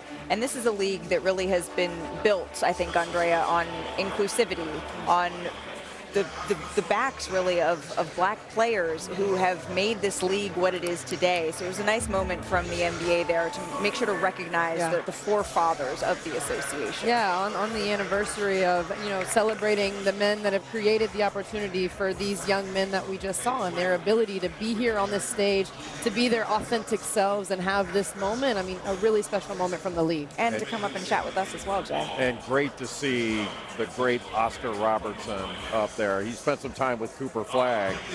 Can you imagine how much money Oscar Robertson would make right now if he were playing? One of the greatest players to ever walk the planet. Yeah. And pretty incredible to see that he spent some time with Cooper Flagg as well. All right, the pick is in. It's time to get it back to Commissioner Silver. With the 13th pick in the 2025 NBA Draft, the Atlanta Hawks select Derek Queen from the University of Maryland.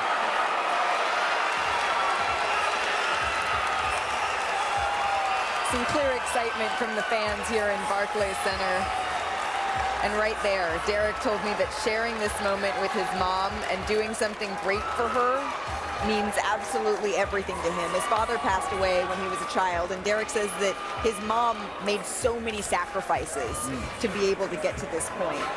Of course, he was a part of that Montverde 4 team that went 33-0 before staying close to home. He's from Baltimore for college at Maryland, and his head coach, Kevin Willard, says he's like having a 6'9" ball handler on the floor.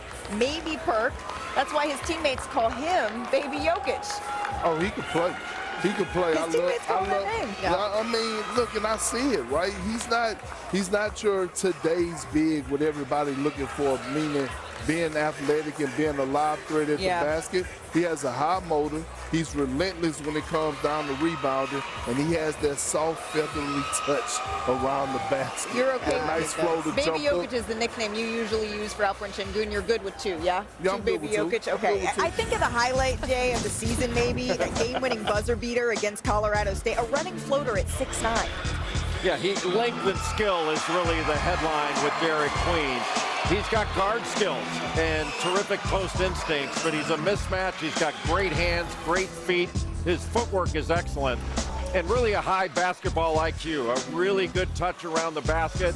He can post, he can operate in a short roll, and to Perk's point, an excellent rebounder and a fantastic offensive rebounder. He had 15 double-doubles. That was the most in the Big Ten since Jared Sullinger of Ohio State had 500 points, over 500, and over 300 rebounds, the most since Sullinger, and then Greg Oden. Derek Queen, I think he can improve his perimeter shooting, but his skill level as a big guy is really impressive.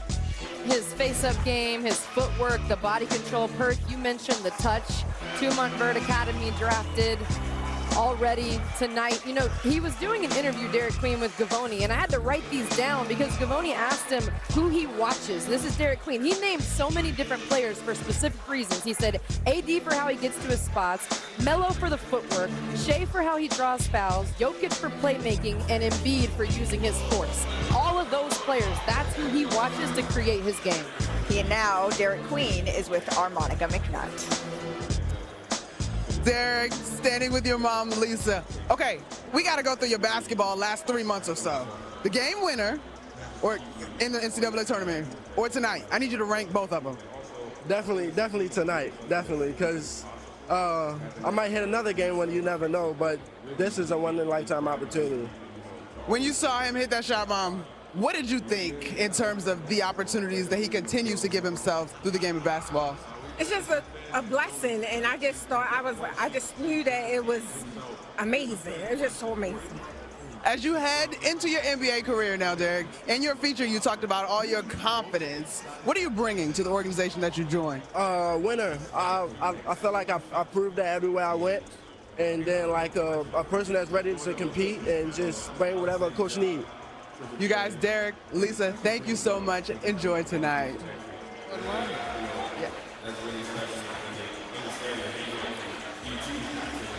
Congratulations to Derek Queen. And meanwhile, the San Antonio Spurs pick is already in. Let's send it back to the podium.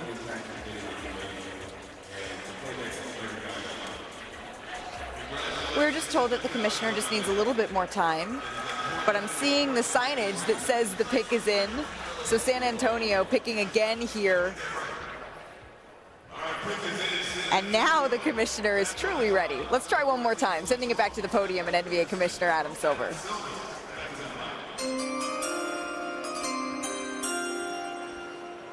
With the 14th pick in the 2025 NBA Draft, the San Antonio Spurs select Carter Bryant from the University of Arizona.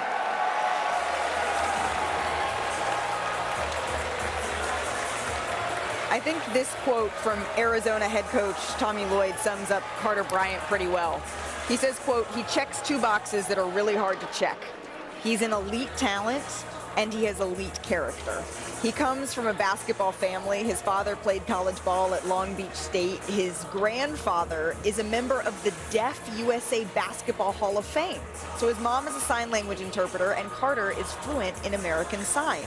And on the court, Jay, he seems like the prototype for what everyone I think is looking for a switchable defender, sort of the perfect basketball build and an even better person. It sounds like he hit the lottery, literally. Yeah, another 3-and-D guy that we talked about a little bit earlier. earlier, his mom played volleyball at Arizona. He comes from an athletic family.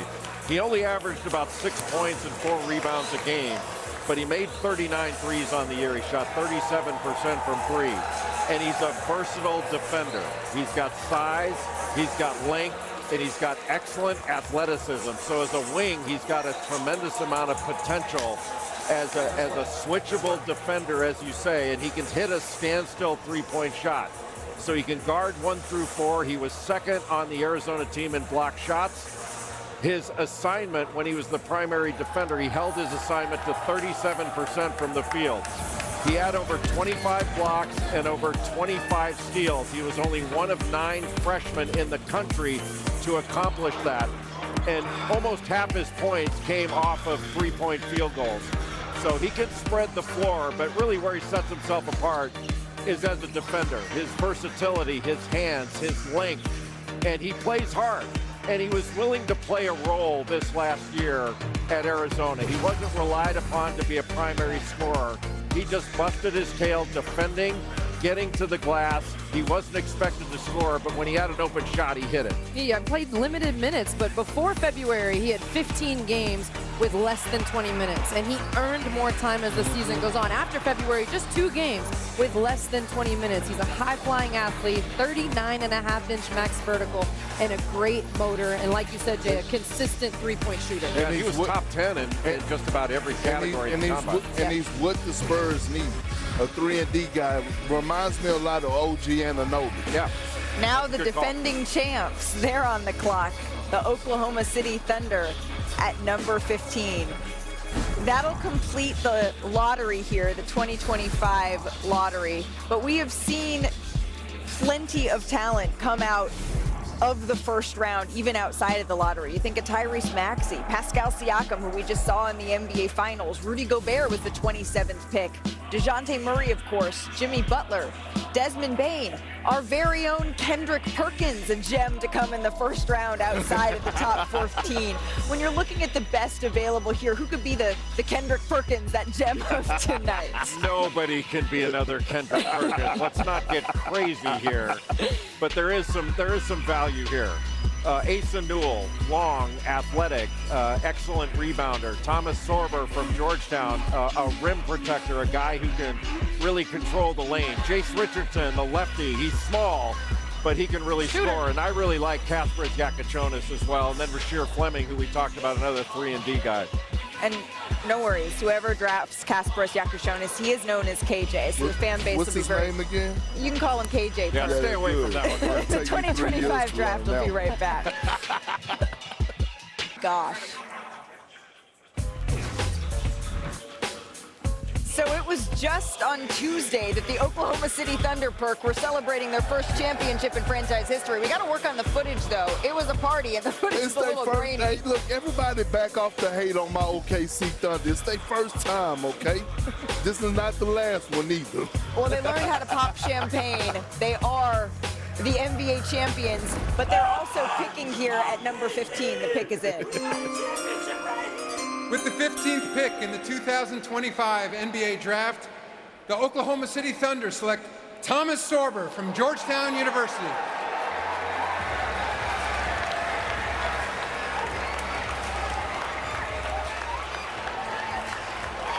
This is incredible for Thomas, his mom, and his sister. This family has a really moving story. His mother, Tanae, escaped the Liberian Civil War and came to the United States. And Thomas says that after his father passed away, his mom stepped into the role here of both parents. His dad was an accomplished soccer player, and Thomas attributes his coordination to dad. And really, Jay, he says that scouts note his smooth footwork. All of that comes from dad. And you can see him representing for his community there. Well, he's a presence in the lane. You know, 6'9", 6'10", with a 7'6" wingspan. He's got a good skill level, and Thomas Sorber has a motor, great hands, and can control the paint. He's a lob threat. He's a good passer, and he catches everything. but a very high-level post defender, very good rebounder. He was the second freshman in Division I rebounding behind Derek Queen of Maryland. And he was the first Big East freshman with over 2 blocks per game and over 50% from the field in the last 25 years. And to that point, like guys that have done that recently were guys like Chet Holmgren and Evan Mobley, averaged over 2 blocks and over 1.5 steals. And he's the first rounder from Georgetown since Otto Porter Jr. I got to tell you, Jay, this quote, when I heard it, it gives me chills. He told his agent, I'm going to make sure that everyone knows my dad's last name. And now, Andrea, he's going to the NBA champs. Yeah, he absolutely is. And he fits right in, especially because of his defense. But he's versatile. He's got crafty finishes at the rim. To me, his defense is what really stands out because he defends with strength inside the paint, mobility on the perimeter, and his wingspan impacts the game from everywhere. I mean, this is a player, when you think about OKC, fits right in. He did suffer a season-ending foot injury, though, Jay. He did, but with his shot blocking ability, his active hands, he gets blocks and steals. And with that defensive mindset, going with a team that has a defensive mindset in Oklahoma City, like, holy cow. When they defend like crazy now, you have this. Okay, he's going well. Okay, going to the champs. There you go. Bert, listen to this. Another athletic. Listen to this number, plus 26.5 defensive rating when he's on the court versus off the court, the highest of any D1 player this season. That's the defensive impact that he has on the floor. Well, he's going to a great organization, right, that just won the championship, and he's going to fit just well. That's his identity. Absolutely. I love this right here. Yeah. It really is. We've said it time and time again, what it's all about. He is currently with our Monica McNutt. We will share that with you a little bit later. But right now, we are joined by the newest member of the Dallas Mavericks, Cooper Flagg. Cooper, we saw the incredible draft parties that are happening across Newport, Maine. We actually got to meet some of the folks in Newport. They joined the show. Yes, they were so excited because they felt like you were representing them, and you weren't just getting drafted, they were getting drafted with you. How many texts you got in your phone last night? Right now, what's this been like? I've gotten a ton. I gave my mom my phones as soon as it started. I haven't even seen them, so just going through this process is incredible. I know I have so much support from back home. You absolutely do. Yeah, Cooper, and what has been the most special part of the night so far? I think just hearing my name, hearing my name get called, sharing that moment with my mom, my dad, and my 2 brothers. That's a moment that I'm going to remember for the rest of my life. How about seeing your teammates drafted? How did that make you feel? That compares pretty high. I think, seeing Khan and Kaman both get taken in the top 10 is an incredible feeling. I know how much work they put in. I know how good they are, how good of people they are as well. So it's incredible to see that. You went down to Dallas for your visit. What was that conversation like? It was great. It was a great workout down there to get in and meet everybody and see everybody. But I think, talking to Coach Kidd, I think he just has a lot of confidence in me to just come in and be an impact player. He's going to, let me have the ball a little bit, I think, and just try and rock out and do what I can do. Hey, cool. Tell them up here who gave you a speech at your McDonald's All-American game. Tell them, keep it real, huh? You had me ready. Yeah, he does a pretty good speech. He can fire you up. He does. Everybody in Maine is claiming Cooper Flagg. Yeah, he doesn't remember. He just said he didn't remember. A non-memorable speech. Well, we know, Cooper, that it wasn't just Perk that gave you maybe a little bit of a hype-up speech. We saw a video of you with LeBron James a while back, and he told you to make sure to stay in the moment, to be able to sort of soak everything in from this night. It's a little bit difficult to do. Do you think you were able to accomplish that? I tried my best. That's what I'll say. It was a blur. As soon as I heard it happen, it's been a blur. So trying my best. I don't know, how well I'm able to appreciate it, but it definitely feels so surreal. Well, we've got your back here because we've had you mic'd the entire night, so we can just take a look back at some of those emotions in real time. Take a listen. Oh, man. Wow, what's taking so long? I'm so proud of you. I love you so much, baby. I love you, bro. Oh, man. Really happy for you. Thank you. Thank you. making sure you knew to keep the commissioner on time. Yes, I do. I had to watch on. I had to keep checking. I was Let's see that started watch. a little late. Let's see that watch We one more time. started a little late, to be honest. Wow, we're blinded by that one. We're blinded by that, Jay. How you were the #1 high school player coming out. That comes with pressure. Yeah, you played at Duke, comes with pressure, and now the #1 overall pick in the draft. How do you process pressure as an athlete? I think everybody deals with it differently. I think my way that I deal with pressure and I deal with expectations is just using the people around me. You know, using my parents, using my brothers, using my friends from back home who have been with me every step of the way. And that's my support system. That's how I deal with things like that. So, you know, just trying to breathe and deal with things like that. It's definitely not easy, but it's something you got to deal with. Cooper, you handled it beautifully all season long, and you impact the game in so many different ways. You can score, you can rebound, you can pass. What's your favorite part of the game? I think I would say my favorite part of the game is doing everything. You know, just having that ability to just do everything. Block shots, you know, help out your teammate, play offense, you know, just being on both sides of the ball and impacting winning at a high level. And now we get to see you at Summer League, Cooper. I'm guessing it's going to be your teammates at Duke. Is there anyone who circled for that first game? 100%. I think Kaman Khan, and then even some guys, Derek Queen, who I played with in high school, Liam McNeely, those guys. I'll be looking forward to playing against them. Playing against your college teammates, I have a feeling that the NBA may say, you know what, Dallas, Lakers, that may be a natural first game we could see at Summer League. We look forward to seeing you there. Enjoy the rest of this night. Soak it all in, Cooper. We appreciate the time. Thank you guys very much. Good? Thank you so much, Cooper. He had to hit the glam cam before he came up to set here to show off that watch one more time. And there was an entire city and state behind Cooper. This was the scene in Newport the moment he got drafted. But now another pick is in. It's time to get it back to NBA Commissioner Adam Silver and the number 16 pick.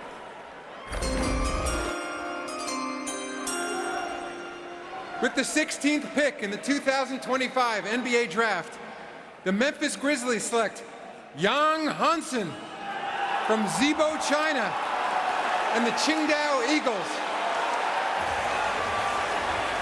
So remember, this pick is on its way to Portland. Yang Hansen, who led the Chinese Basketball Association in blocks and ranked in the top 10 in field goal percentage. But Perk, I just love when a young man who doesn't know whether or not he'll hear his name called in the first round, he still comes and he sits in the stands and he waits for his moment. Look, is that Rich Paul meeting him? But no, it is about the moment, though. Again, you come in and you just sitting there, you're nervous. You don't know if your name is going to get called, and you're waiting. We just heard Cooper, and he knew he was the #1 pick. He said, well, you know, what's taking so long? And unfortunately, I didn't come, and I missed this moment. I should have been here. I should have had my opportunity to walk across the stage and shake hands with Adam Silver, and that's one of the regrets that I had. I'm so glad that Yang Hansen, that's a moment right there, Malika, came here not knowing whether or not he'd hear his name called necessarily in the first round. A huge jump for him. Decided to come to Barclays Center, and now he gets his moment with NBA Commissioner Adam Silver. Jonathan, what will he bring here for the Portland Trailblazers? Malika, this is one of the first major surprises of this draft. First of all, happy birthday, Yang Hansen. He turns 20 tomorrow. 7'2", 9'3" standing reach, skilled passer and finisher with an outstanding feel for the game. Think of a Greg Monroe type big man. Yang helped himself as much as anybody in the pre-draft process with his performance at the NBA Draft Combine. The Portland Trailblazers have targeted Yang Hansen for the past 2 years. They traveled to China. They scrimmaged against him in the Las Vegas Summer League. They brought him in. There were some real concerns that he could be drafted several picks later here, so they decided to take the plunge on Yang Hansen. They're excited about him. He's going to be on the roster this upcoming season. This is a big surprise, huge moment for Chinese basketball. The highest drafted Chinese player since Yao Ming.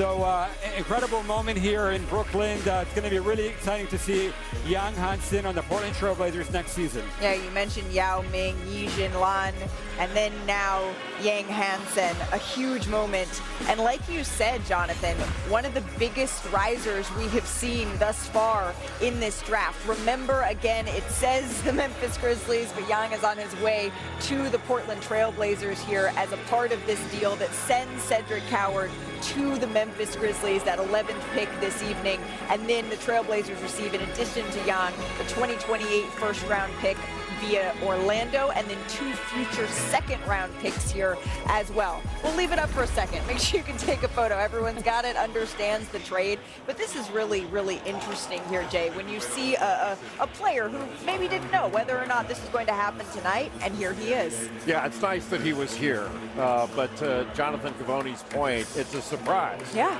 You know, he was slotted as a second-round draft pick.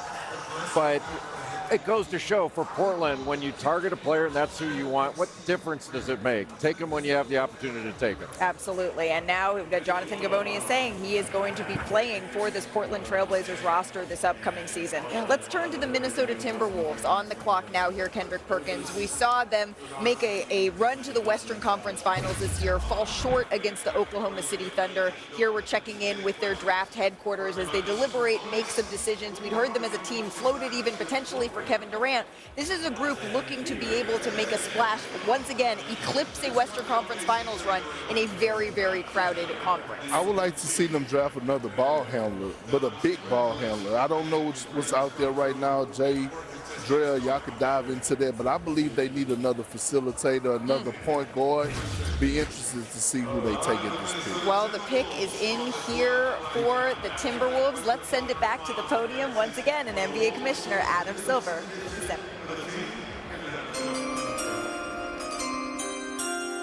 With the 17th pick in the 2025 NBA Draft, the Minnesota Timberwolves select Johan Biranji from Strasbourg, France, and the Olympia Club in Slovenia. Johan Berenger, he was born in France, but he played last season in Slovenia. And as a kid, he played soccer, but he actually began playing basketball when he grew out of his cleats and he couldn't find any new ones that were big enough for his feet here. That wasn't until 2021 that he really started playing, and he actually starts every morning watching NBA highlights. Mainly, he focuses on Giannis, who he started playing in 2021. Giannis won a championship in 2021, and really his calling card, it is shot blocking here. Jonathan, take us through his game. Malika, like you said, Johan Berenger is the best shot blocker in this draft. Think of a Mitchell Robinson or a Nick Claxton type switchable, rim protecting, rim running big man that every team in the NBA needs right now. He has incredible physical tools at over 7 feet with a 7'4" wingspan, a 9'3" standing reach, and outstanding mobility covering ground on both ends of the floor. Now, Johan Berenger has only been playing basketball for 4 years. He doesn't turn 19 until November. Minnesota is very excited about his long-term upside. The strides that he made as this year moved on in his first professional season in Europe was really astounding. Johan Berenger has huge upside to develop long-term. Not to mention joining a fellow Frenchman in Rudy Gobert in Minnesota. And French players have really been headlining and dominating the draft we've seen in recent years. Of course, you think of Victor Wembanyama at the top here, but the NBA has long pulled talent from France. The past 2 seasons, though, it's especially been the case. 2023, of course, you have Victor Wembanyama, selected by the San Antonio Spurs, and later won Rookie of the Year. Wemby wasn't the only Frenchman drafted that year, though. Bilal Coulibaly was picked at 7, Ryan Rupert at 43, Sidi Sissoko at 44, and in 2024, the trend only strengthened. 4 picks in the first round coming from France. Zachary Rissochet, Alex Sarr, Tijan Salon, and then Pacome Dadier as well. And now you see 2 French players drafted this evening as well. I love the French music that we're using along with this too.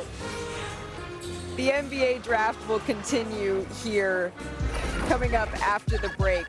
So far, we are through 17 picks. We will have the Washington Wizards on the clock at 18 when we return.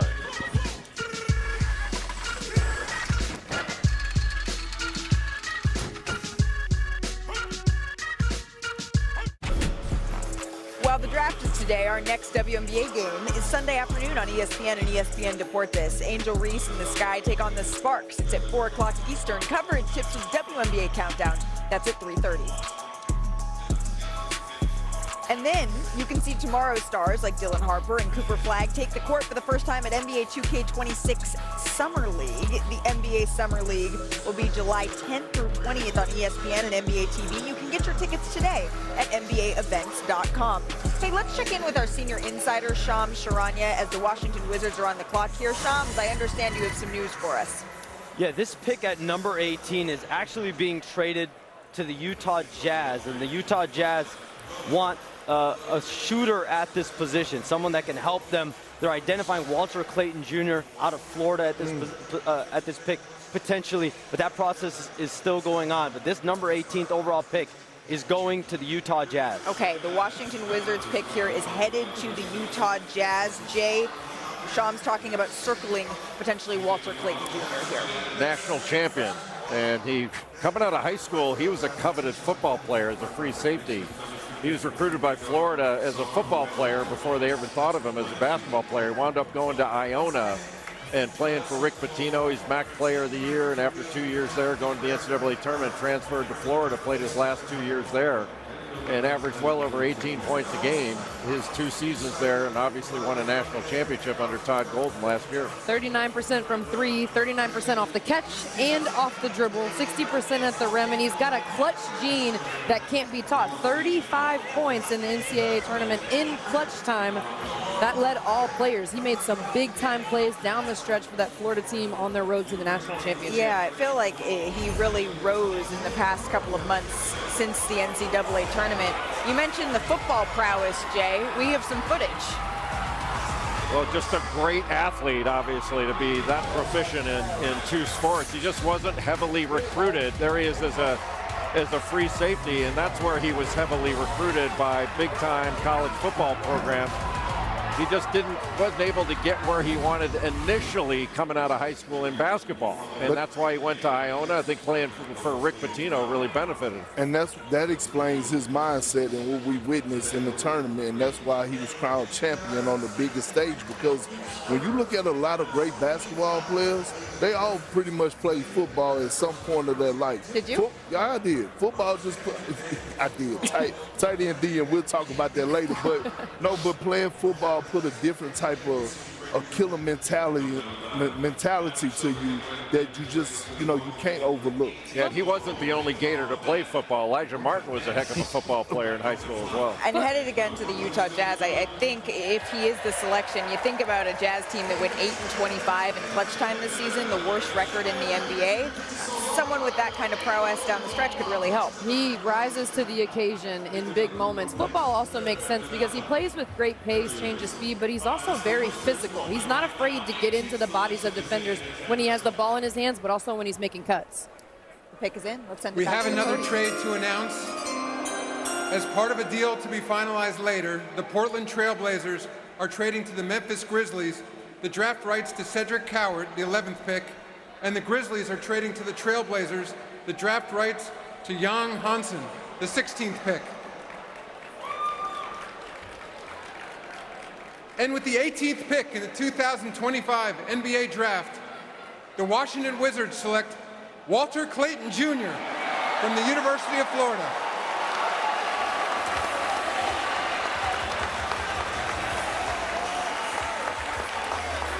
He gets the call, and we get to see it in real time. Absolutely. Emotions building up. You can tell he's been waiting to get his name called. And all of a sudden, he get a golden opportunity to go to Washington. And that young man is going to perform. He's going to get those minutes. They just traded Jordan Poole. He's going to go in there. He's going to be who he is, and a guy that's going to produce at a high level. NBA ready right now. This is the confusing part about the hats. Remember, Shams reported this being rerouted here, heading to Utah. So the Final Four most outstanding player and his daughter Leilani, he got buckets in the NCAA tournament. Everybody took notice, Andrea. And to say he averaged 22 points in the big dance doesn't do his performance justice. He put up 30 in the Elite Eight against Texas Tech, 34 in the national semifinal against Auburn. Incredible score. Washington, Utah, it doesn't matter. He's ready to play on whatever team that he is going to, and he's efficient in every situation with the ball in his hands. Pick and roll ball handler, spot up, off screens, ISO. He's also very dangerous in transition. He hunts shots in transition, which also opens up opportunities for his teammates in early offense. And Malika, to your point on the NCAA tournament, he had 3 30-point games in the tournament on the way to the national championship. He had 35 clutch points in one tournament. He set the single season record for scoring in the Florida program, and they've had some great pros, especially under Billy Donovan, now under Todd Golden. But with Walter Clayton Jr., you're talking about an elite shot maker, a guy that can score on all 3 levels. He's got speed. He's not big, but he's got speed. He's got strength.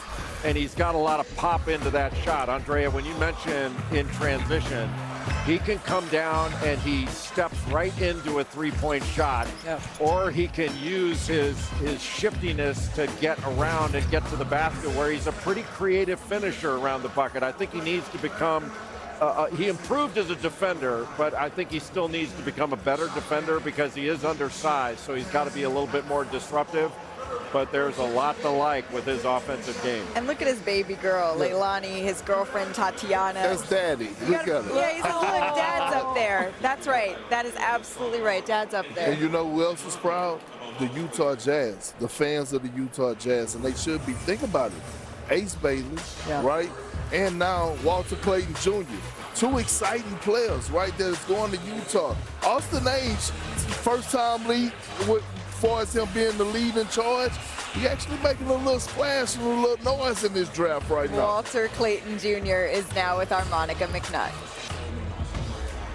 Walter, national champion and a member of the 2025 NBA Draft class. What experience did you gain at the University of Florida in terms of winning that's going to help you step into your NBA career with confidence? Man, I feel like I, gained a lot. Just being around those guys, my teammates, I don't think people understand. Just the chemistry we had on and off the court and the time that was spent together. As you begin this journey, what's going to be key and what will motivate you? My daughter, for sure. She's been motivating me for a year and a half now that she's been here, so definitely my daughter. She's beautiful, Walter. Congratulations. Thank you.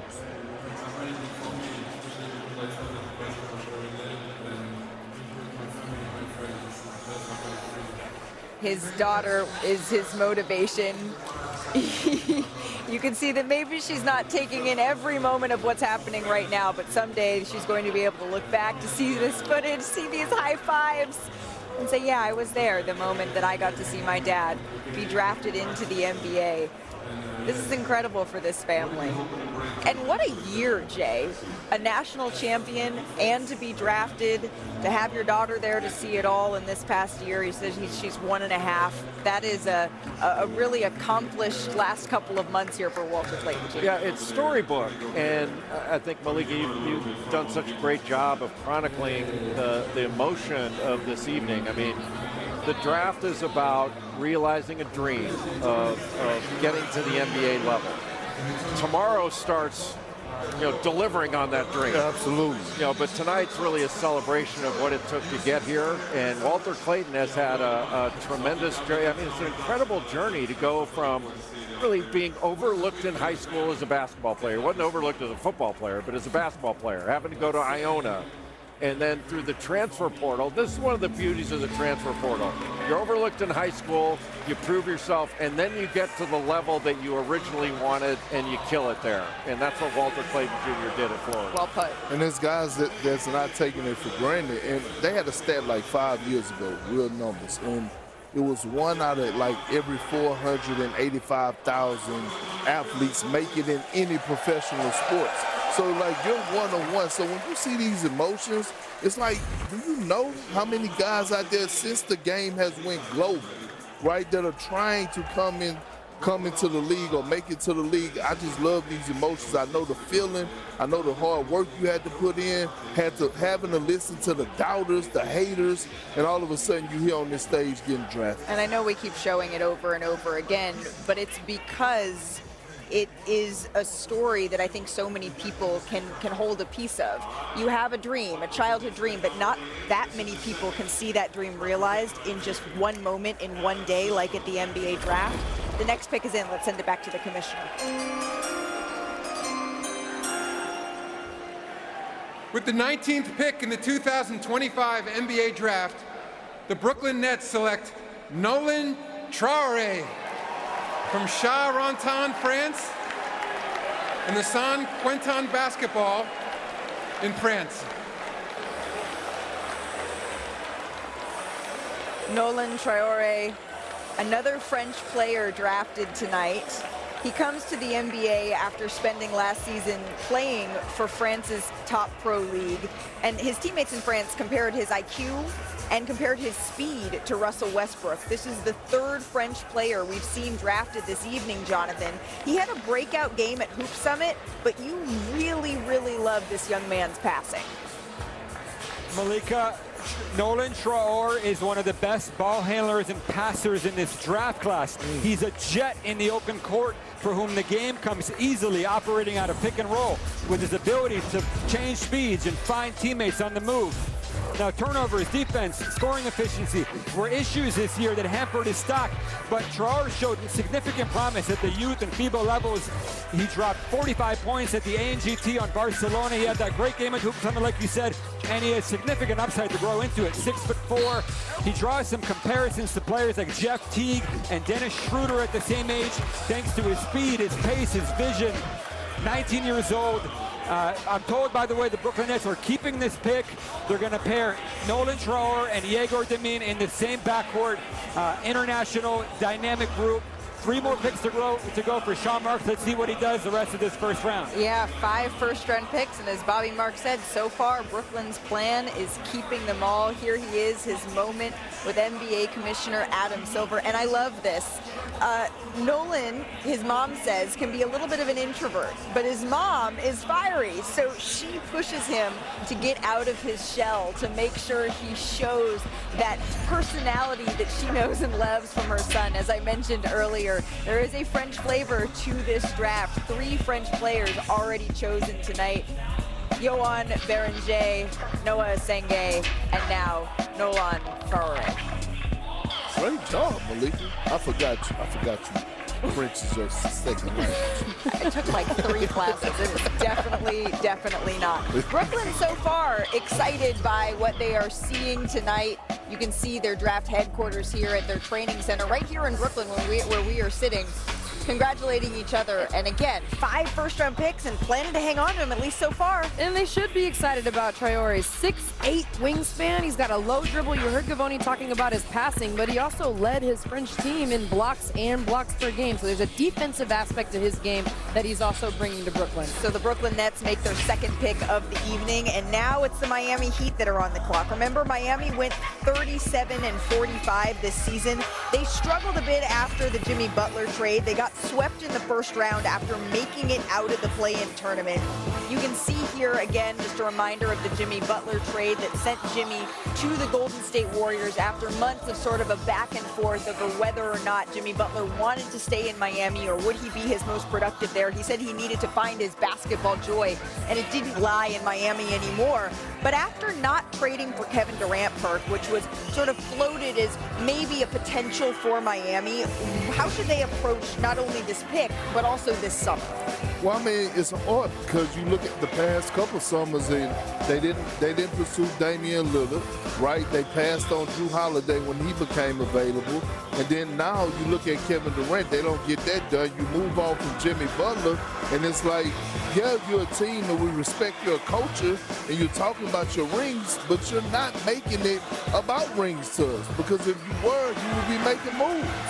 Jay, do you see them needing to go and get a big star here in order to be able to really compete in an Eastern Conference that we saw the defending Eastern champs are now going to be significantly hampered next year? Yeah, but they also continue to draft toughness, and they've done that in the past. It's served them really well. I mean, the best available player, I think, is Asa Newell of Georgia.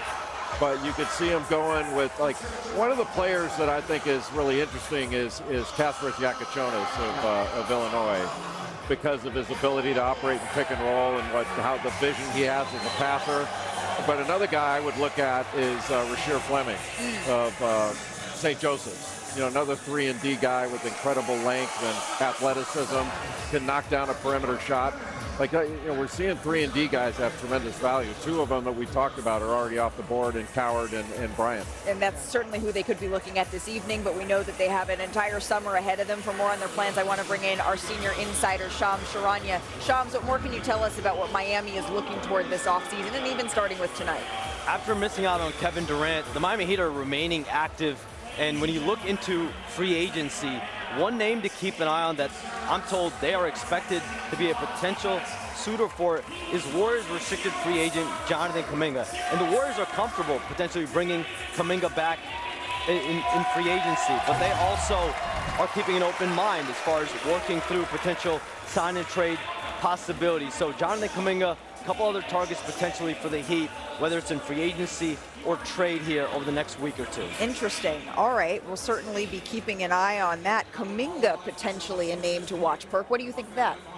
You know how I feel about Kuminga Malik. I mean, I feel like he's a guy that has a really high ceiling, all-star level ceiling when getting the opportunity. But again, he doesn't move the needle right now for me, for as a guy that you could bring in that's going to help elevate you to a championship level, right? And so when I look at the Miami Heat, again, we're talking about a team who is built on rings, right? They talk about rings.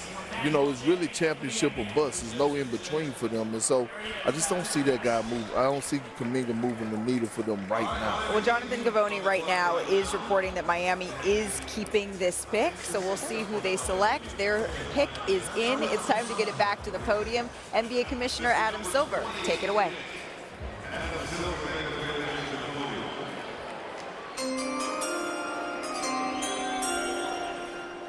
With the 20th pick in the 2025 NBA Draft, the Miami Heat select Kasparas Yakuchonis from Vilnius, Lithuania, and the University of Illinois. Kasparas Yakuchonis, nicknamed KJ. You got that one? I wasn't going to even try. I was going to work on it this summer. Well, he was born in Lithuania, and he started playing basketball when he was 3 years old. He moved to Spain when he was 16, and he played for FC Barcelona from 2022 to 2024. And he says his proudest basketball achievement, it was winning the gold medal with Lithuania at the FIBA U16 European Championship. But I would imagine, Jay, that this moment, it has to be right up there. Absolutely. Another Lithuanian lottery pick, the last one, Jonas Valanciunas, who went 5th overall in 2011. And this guy has a ton of skill. Another guard that with positional size that's really good in pick and roll situations. Very skilled, excellent footwork. You know, pressure tended to bother him a little bit, especially toward the end of the season. He didn't have some of his better games in the last 10, 14 games, but such a good passer. The only problem, he had a lot of turnovers. He had 123 turnovers. That was the 5th most in Division I. But you put him in a pick and roll situation, his vision is really impressive. He plays with pace. He can decelerate. I think he's a much better shooter than his numbers indicated over the last part of the season. He wound up shooting 32% from 3 overall, but he struggled over the last portion of the season and wasn't drilling shots like he did earlier. But his coach, Brad Underwood, feels he's going to be a better NBA player than he was a college player. You saw the pass there between the legs. He's got a really good feel for the game and a really good feel for reading situations. Malika, I had Kasparis Yakuchonis as the 11th rated player on my big board. This is a slide for him, but he's going to be thrilled where he ended up because the Miami Heat need a ball handler and playmaker in his mode in the worst possible way. Kasparis Yakuchonis is the best pick-and-roll playmaker in this draft. Think of a cross between Austin Reeves and Andrew Nembhard. Great size for a guard, can play 1, 2, and 3. Shot maker, brings real toughness. He's a competitor. He can. This is going to be a great pick for Miami, who don't traditionally draft international players. So I'm excited to see how he pairs with Tyler Hero, with Nikola Jovic, another international player. This is an awesome pick for the Miami Heat. Yeah, Gavoni, there were 2 freshmen this season that averaged 15 points, 5 rebounds, and 4 assists. Kasparis Yakuchonis and Cooper Flagg. He's in good company with a ton of potential as an NBA player. Absolutely. Led Illinois in points per game and assists per game here. The 2025 NBA draft continues, and so does the fashion.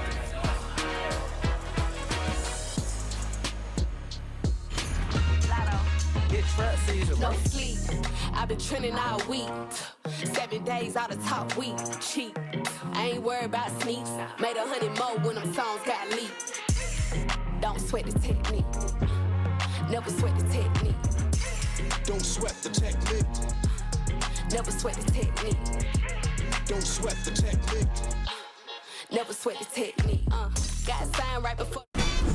Welcome back to the 2025 NBA Draft presented by State Farm. It's the Utah Jazz on the clock with the 21st overall pick as we check in with our front office insider, Bobby Marks. Bobby, so far you're seeing Utah as the winners of this draft. Why? I do. 19 picks in, and I like what Utah did. Ace Bailey at number 5 didn't want to come in and work out. Too bad. We're going to take the best available player. Walter Clayton at their second pick here, the ultra-competitive shot maker from Florida, a winner and national champion. I love what Utah's done so far. Let's give you something to keep on loving from Utah because their pick is in. Let's send it back to the podium and NBA Commissioner Adam Silver for the 21st pick.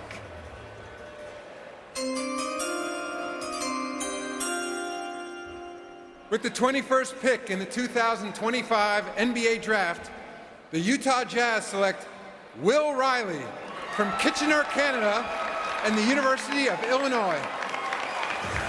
And so Illinois players go back-to-back. KJ and Will are now the first pair of Illinois first-round picks since Darren Williams and Luther Head in 2005. And you can see him enjoying this moment with his family, his older sisters. He has 3 of them, Brittany, Justine, and Ashley. And he credits his mom, Tracy, for really influencing his career. She was a hockey player, and Will says that she gave him the competitive edge that he has and the drive that he has. And his dad, Ray, is an elite track and field coach. It's a really special moment for a athletic family here. But on the floor, Jay, he's got great size, 6'8". He was the 2024-25 Big Ten Sixth Man of the Year here. And it looks like he never turns the ball over. Is he the first Canadian taken in this this draft today? I believe that Canadian to be the first-round case. pick. You know, when you mentioned the Big Ten Sixth Man of the Year, a couple guys that won that award were Aaron Wiggins and Draymond Green, former Big Ten Sixth Men that did pretty well in the NBA. Champions. But Will Riley's very, very talented, and he's a skilled shot maker. You know, he's a good passer. He can operate out of pick and roll, but he's a worker.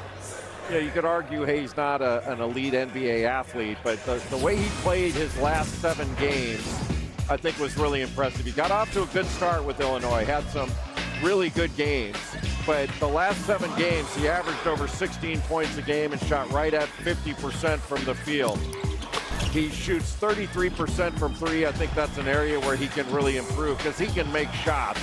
And he was only 29% as a spot-up shooter, but he's got a lot of talent. He and Yakuchonis going back-to-back says a lot about the job that Brad Underwood did with this Illinois program. And 2 Illinois players going back-to-back. I appreciate what Brad Underwood said about Will Riley. Will just hoops. Nothing phases him. He's got a gift to not be worried about a missed shot or a bad half. And I watched the Alabama game, Jay, and You could tell he wanted it. He wanted to play well. He struggled early in the game. He missed a couple free throws, missed his first 4 jumpers, still finished with 18 points. He was unbothered when he got knocked to the ground by Mark Sears and the physicality of the game.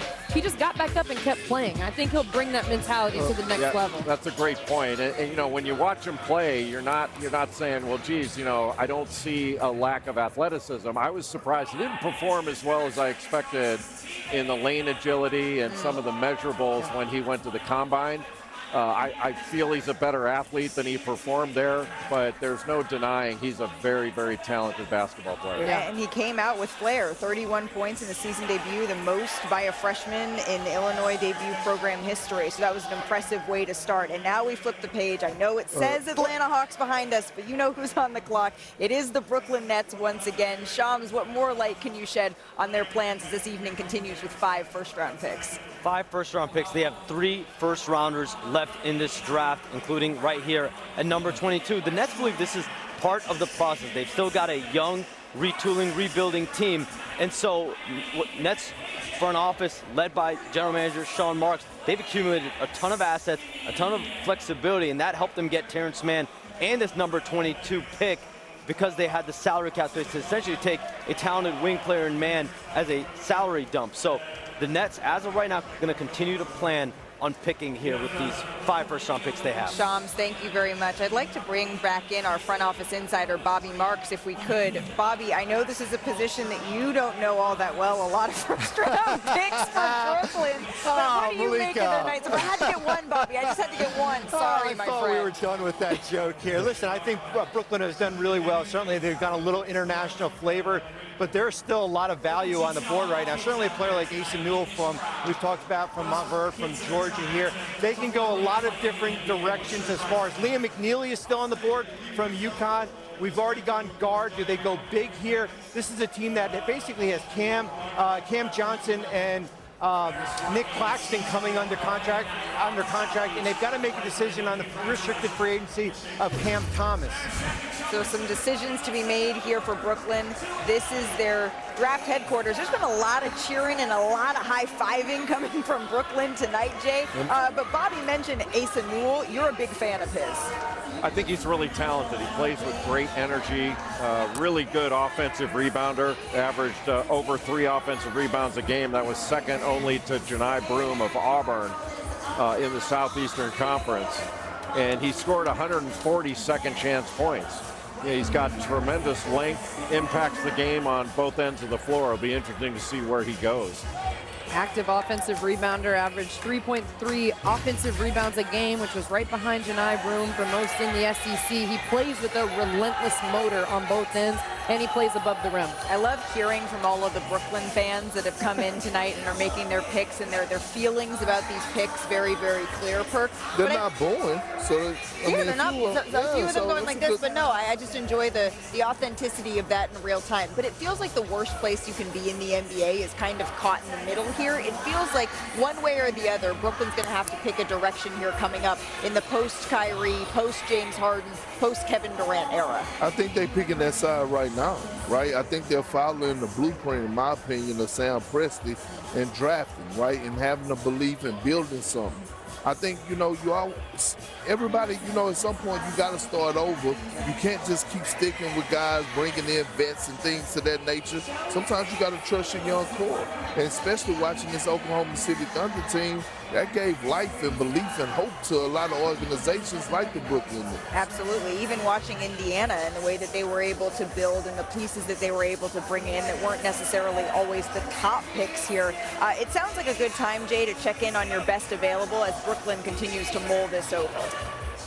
Asa Newell is still the top guy on my best available list that's still on the board. Jace Richardson is still up there. The only issue with Jace Richardson, a lefty from Michigan State, his father Jason Richardson played a long time in the NBA, is he's undersized. He's a really small 2-guard. And I still think Rasheer Fleming of St. Joseph's, I'd be very surprised if he's not a first-round pick, given, as a 3-and-D guy with tremendous length and an outstanding athlete that can knock down a 3. But there's still some really good players and good athletes available, as Drake Powell in North Carolina, or Maxime Renault, who big guy from Stanford, who's an outstanding rebounder, averaged over 20 points a game. There are a number of different ways that they can go here. Well, let's see if they agree with you here, Jay. The pick is in. Let's send it back to NBA Commissioner Adam Silver and see who is heading to Brooklyn.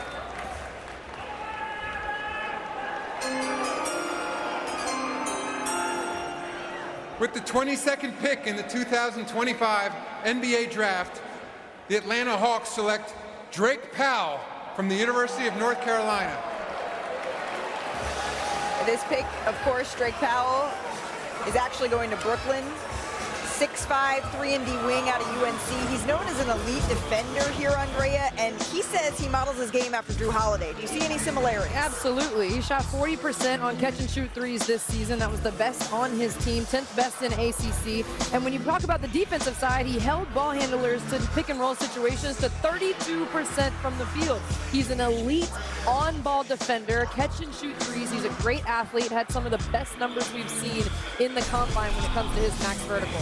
Yeah, and he killed it at the combine in all of the testing. You know, he was #1 in standing and max vertical. He was 5th in the three-quarter court sprint, 6th in the shuttle run. Lane agility, he was top 10. Really showed well athletically. But your point about making shots, you know, they played off him most of the year because they were worried about R.J. Davis. But when he had open shots, he knocked them down. A good deal of potential for Drake Powell. Drake Powell headed right here to Brooklyn. The NBA draft will continue right after this.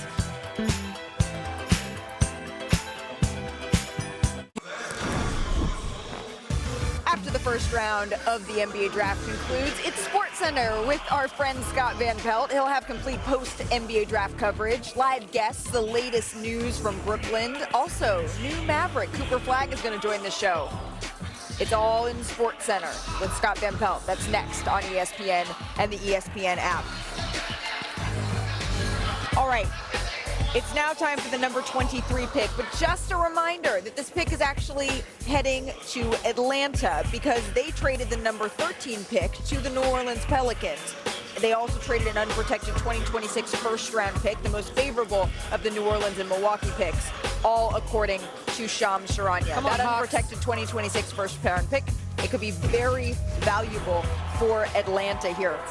Mark, we talked about teams like the Atlanta Hawks really needing to, after making it to the Eastern Conference Finals in 2021, it seems like now is the time to turn it up a notch. There is a vacancy in their conference, and they have some decisions to make about how to get up to the next level. Yeah, absolutely. But look, they're starting off on the right foot. You got a great coach, a hell of a coach in Quinn Snyder, right? Trae Young don't get enough love like he should. He's a guy that's putting up big numbers. But then you go out and you get Kristaps Porzingis, right? You already have the Defensive Player of the Year that's over there that's locking things up. So you have something to build on, and I think the Orlando Magic was the ones that set the tone. While we were waiting to see what Kevin Durant was go get traded or Giannis, all of a sudden, boom, they make a move and bring in Desmond Bane, and then now we're seeing teams starting to follow, especially in the Eastern Conference. I'm glad you brought up Kristaps Porzingis. Busy week here for Atlanta. It's time to send it back to Commissioner Silver. We have another trade to announce. As part of a deal to be finalized later, the Washington Wizards are trading to the Utah Jazz the draft rights to Walter Clayton Jr., the 18th pick, and the Jazz are trading to the Wizards the draft rights to Will Riley, the 21st pick. And with the 23rd pick in the 2025 NBA Draft, the New Orleans Pelicans select Asa Newell from the University of Georgia. So a Georgia guy staying in Georgia because, again, Asa Newell headed here to the Atlanta Hawks. He led Georgia in scoring and rebounding last season, was also a part of that Montverde 4 team. And I just love this quote from Georgia coach Mike White. He says he's the same guy every single day. His facial expression, it is not going to change. He consistently shows up. And not only does he enjoy making his own ice cream, which I find so much fun. Maybe we can enjoy that at our next Atlanta Hawks game. He's got quite the unique hobby. He's also good around the rim. He's sort of an everything you want, I think, in a modern big man here, Andrea. Good around the rim, Malika. He is great around the rim. Finishes over 70% 100% in the paint, at the rim. He's an active offensive rebounder. Even when he can't get the offensive rebound, he keeps the ball alive for opportunities for his teammates. He has an extremely high motor on both ends of the floor, and he's an elite athlete, explosive leaper, plays above the rim. Jay, he's an exciting player, truly talented, and he's fun to watch. Yeah, Andrea, I mean, your point about his energy is a great one. He just plays with this relentless energy, and he certainly has talent, but he impacts the game at both ends. Big-time offensive rebounder, and he's really an excellent cutter. His mobility, his speed, and you say, you know, you guys say around the rim. I mean, he's above the rim. He had 58 dunks on the season. He had a ton of putbacks. I think he was 5th in the NCAA in putback points. 7 double-doubles.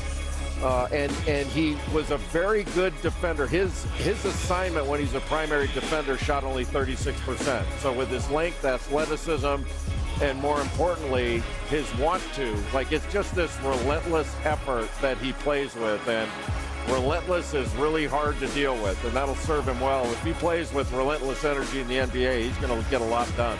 Not to mention, he was born in Atlanta, right? So this is welcome to the city. This is a real That's my city, Kirk. That's my city. Just so you know. ATL. All right, just making sure you know. Oh, you hear that? That's Al Duncan being very, very excited here for this pick. Ace and Newell headed here to the Atlanta Hawks, and now the Oklahoma City Thunder are back on the clock. It is so rare, Jay, I think, to see a championship team, to be talking about them this often in the first round. It's hard to think of another team as well positioned as the Oklahoma City Thunder. They've done such a great job of having draft assets, not only now but out into the future. And Sam Presti and his staff do a tremendous job. They've not only had a plan, but they stick to the plan. And they certainly draft talent. They get talent, but that talent has character, and the character shows on the floor. Like, I was mesmerized by their defense all year long. Yeah. The ball pressure, the way they rotate.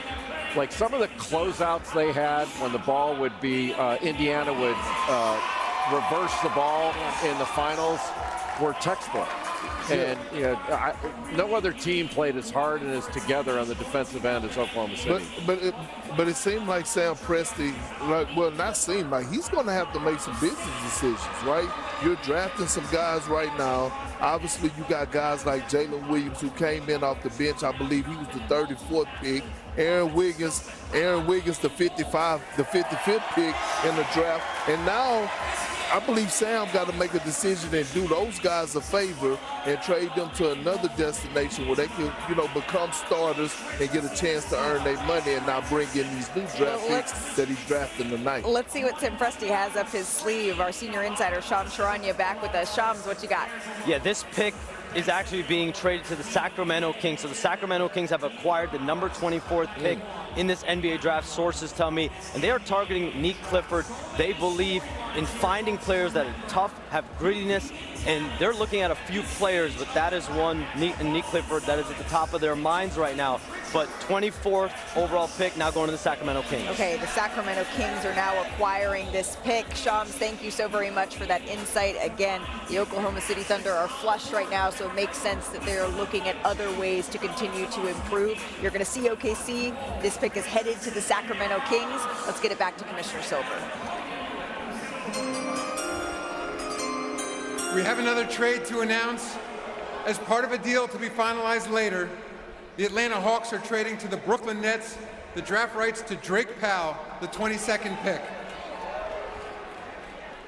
And with the 24th pick in the 2025 NBA draft, the Oklahoma City Thunder select Nick Clifford from Colorado State University. And how fitting that he is wearing Sacramento Kings purple as he hears his name called here. This is a young man who went back to school at Colorado State last season, and it really paid off. He had entered the 2024 draft before getting feedback from scouts, going back, applying it. He was told to improve his playmaking, and he did. He went from 2.9 to 4.4 assists a game. And now Nick, who is named after his father's favorite player, Dominique Wilkins, he is a first-round pick, Jay. Yeah, he started his career at Colorado before transferring to Colorado State, and Nick Clifford really has a versatile skill set. Yeah, he's very efficient, and one of the great things about him is he got better year after year. Yeah. He started his career out, he averaged 6-7 points at Colorado and wound up averaging 19 and about 10 rebounds per game last season at Colorado State. Good passer, gets some steals and blocks, plays both ends of the floor, but he's one of those guys that's efficient. He knows how to play. He can shoot it off the catch or the dribble. I still think he can improve his three-point shooting. He wasn't as consistent as I think he needs to be going forward. But another guy that, man, he plays hard, and that shows in his rebounding. But we talked about his versatility. He can get to the rim. He's got a good middle game. He's got good strength. I think he's an underrated athlete and an underrated defender. But the fact that he plays so hard and, grabbing 10 rebounds a game at his size at 6'5" or 6'6", that's a translatable skill to the NBA. Averaging nearly a double-double as a guard, Andrea, that's impressive. Well, Jay, you just talked about as well his improvement over his career. 15 of his 25 career double-doubles came this season. He gets to his spots with ease, tough, efficient scorer who can attack the paint off the dribble, and played at Colorado State, but he had big-time games this season against Maryland, against Ole Miss, filling up the stat sheet, not just scoring. 21 points, 7 rebounds, 6 assists, 2 blocks against Maryland is just an example of how he can impact the game in multiple categories. And you can see how he improved from Colorado to Colorado State, increasing across every category. It's one of those bet on yourself. You don't often see someone go from Colorado to a Colorado State. You don't necessarily always see that sort of cross-state jump, but he made it, and it worked. It did work, and he reminds you a little bit of his profile, kind of a Jaime Jaquez type player. I'm not saying they're exactly alike, but sort of that toughness and bringing it on both ends of the floor. And he had a great year for Colorado State this last year, one of the best players in the country. And again, now headed to the Sacramento Kings. I can see the trade proposed there. Let's get to Orlando's headlines here, because they've had a really interesting last couple of weeks. Perk, you mentioned them as the team that sort of got the ball rolling officially for the NBA offseason. Of course, everything is centered around Paolo Banchero here, who averaged just under 26 points, 7.5 rebounds, 4.8 assists a game. And they have a really young nucleus here. Banchero along with Franz Wagner, Jalen Suggs, but they only played 6 games together and were eliminated in the first round by the Boston Celtics. Many believed that Celtics team was going to go all the way, but Orlando played them tough. Then they made a splash. They acquired Desmond Bane from the Grizzlies for Kentavious Caldwell-Pope, Cole Anthony, 4 unprotected first-round picks here.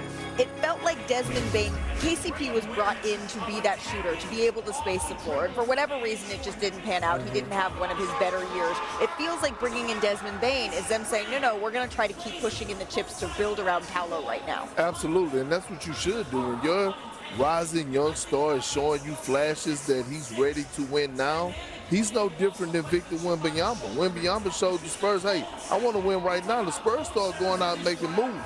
That's what the Magic are doing. They have been knocking at the door. Think about the first season when they put the world on notice. They took the Cavs to a 7-game series, right? Awesome. And then we saw last year, they actually gave the Celtics a run for their money. Yeah. They just didn't have enough firepower because of the injuries. So you start filling in the blanks and you start looking at the Eastern Conference and saying, hey, man, we really got a shot.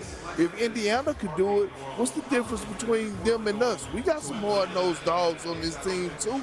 Add some shooting and look out for them next year. I think a lot of people found hope in Indiana's run to the NBA Finals, because they looked around and said, okay, we don't necessarily have to have the player. We have to have a collection of really excellent players. Of course, Tyrese Halliburton proved himself in this postseason to maybe be closer to the player than a lot of folks thought. But Orlando's looking for guys who can play right now, Jay, and make an impact. Yeah, and what Orlando can really do is defend.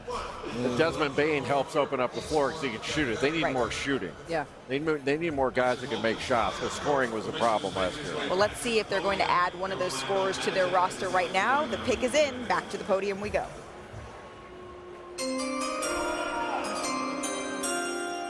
With the 25th pick in the 2025 NBA Draft, the Orlando Magic select Jace Richardson from Michigan State University. Jace Richardson, the Big Ten all-freshman team selection, following in his parents' footsteps here, Jay. Well, talk about making shots. That's what Jace Richardson can do. He was one of the first freshmen to lead the Big Ten in plus-minus since Jaren Jackson Jr. But his strength is shooting, and he's an attack guard. Left-hander. The only problem is he's undersized as a two-guard. He's not really a point guard, but he's a good on-ball defender. His scoring instincts are what I think set him apart. When he became a starter, he really started to take off for Michigan State and Tom Izzo. He had 29 against Oregon in his first start for the Spartans. And as a starter, he averaged over 16 points, shot over 42% from three. But he's one of 6 Big Ten players to shoot 50% from two, 40% from three, and over 80% from the foul line. Even though he's small, he shoots over 70% at the rim. Yeah. So he's a creative finisher around the rim. And maybe he can get some advice from his dad, Jason Richardson, who played 109 games with the Magic in his career. Of course, Jason was the 5th pick in 2001 after he was an All-American at Michigan State before his 13 seasons in the NBA. And we should mention mom, too. Jackie played college ball, and Jace credits her, actually, with his IQ and his playmaking. So this really runs in the family here, Andrea, which is so cool to see. Oh, yeah, we see you in the Golden State Warriors jersey. The 2025 NBA Draft will continue after these messages.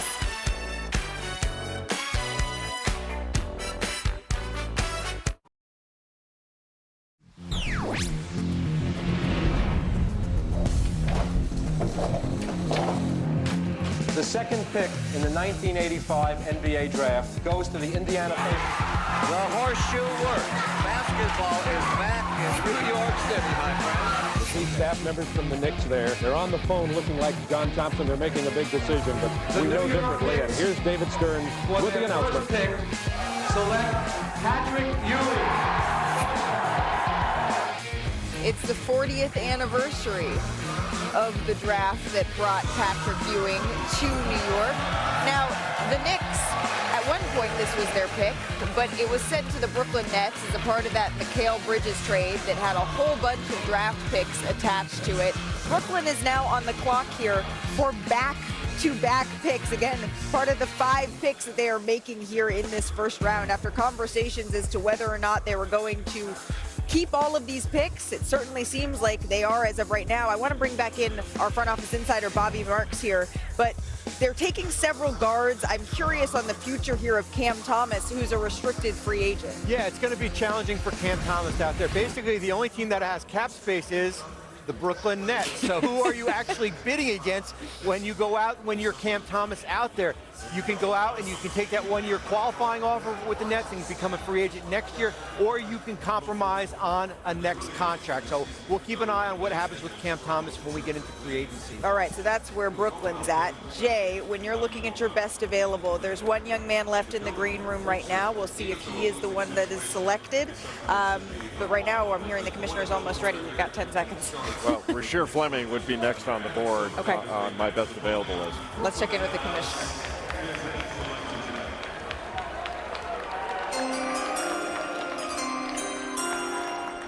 With the 26th pick in the 2025 NBA Draft, the Brooklyn Nets select Ben Saraf from Ganyo Shia, Israel, and the Club in Germany.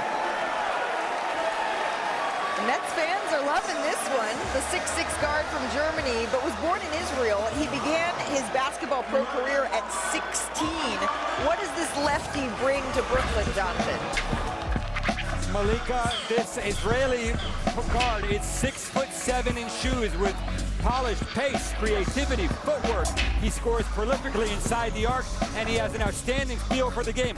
Think of an Israeli version of D'Angelo Russell, but with a little of a streakier outside shot, a penchant for mid-range jumpers, and some similar question marks defensively.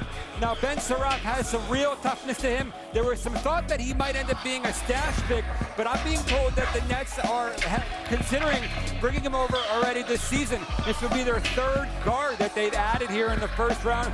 They drafted Yegor Demin at 8, Nolan Traore at 19, And now Ben Suraf at 26, 3 international guards for the Brooklyn Nets. Ben Suraf from Germany, born in Israel. He was teammates with Noah Esenge. Both of his parents played professional ball here. And again, that's why I was asking Bobby about this trend of Brooklyn bringing in guards. They were still on the clock now here, back-to-back picks, part of the 5. I've said it several times. I think because I'm still convincing myself they're keeping all these picks here, Jay. They got another one coming up. Your best available is who?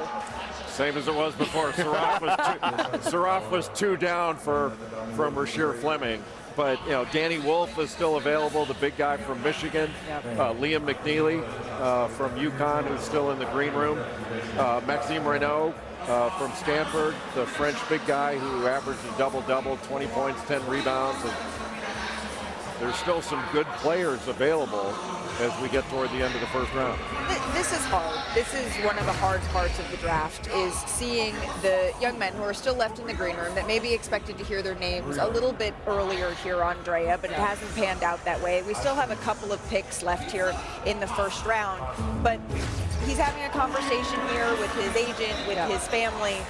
Can you just take us inside what those conversations look like? I know you've talked to a lot of these young men. Yeah, I think it's a brutal feeling having to wait to hear your name called, but we have seen and heard from so many guys that have had success in the league. It's not when your name gets called, it's the fit of the team that calls your name. That is one of the most important things, but this is a tough moment.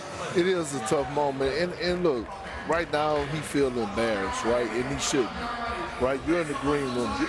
You're going to get drafted. You just didn't get drafted when you wanted to. Also, it's a problem because, you know, you're watching some guys that may be getting drafted before you that you feel like you're better than, and rightfully so. And so the thing is about getting the opportunity.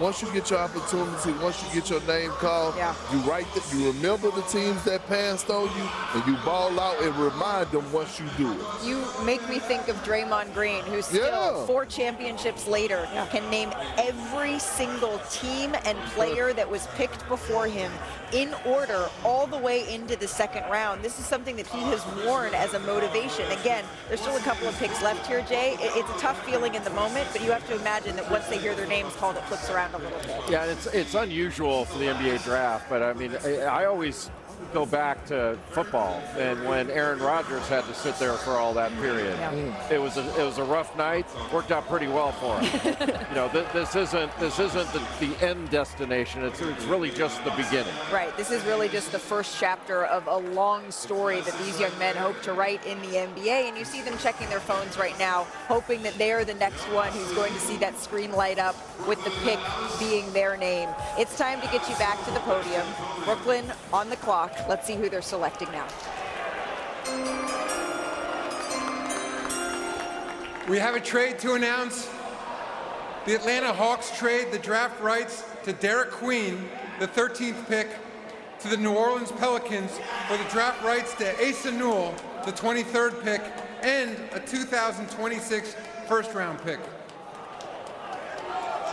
And with the 27th pick in the 2025 NBA draft, the Brooklyn Nets select Danny Wolf from the University of Michigan.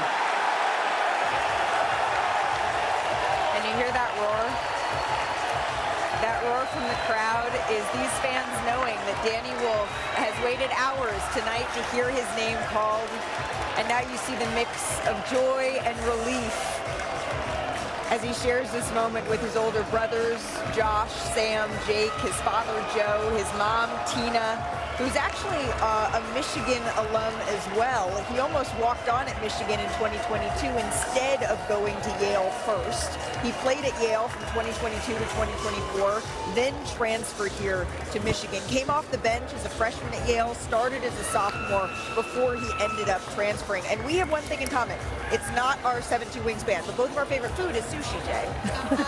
That is a big time point you just made there. But Danny Wolf is really a point center, a ball handler and an initiator of offense. You don't say this very often about a 7-footer, but he's a pick and roll ball handler. He operated in pick and roll situations with Vlad Golden, who transferred in to Michigan. Like, Danny Wolf's a transfer. He played at Yale and actually played on that Yale team that beat Auburn in the NCAA tournament 2 years ago.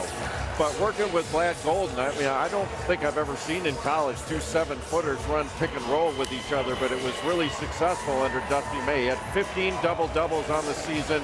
That was third in the Big Ten, only to Derek Queen and Julian Reese. He averaged close to 10 rebounds a game, 2.5 of them offensive. But he's very, very skilled. An excellent rebounder and a very creative passer that can be a facilitator. We talked about him playing at Yale and played on a really good team there with John Poulikitis, the left-hander, winning that game against Auburn. There he is operating in the post where he is very effective, but where he's really effective is a passer. Now, he did turn it over a fair amount. He had 120 turnovers. That was 7th most in the NCAA. But, man, he delivered a lot as well. That's a big-time left-handed pass to Golden there.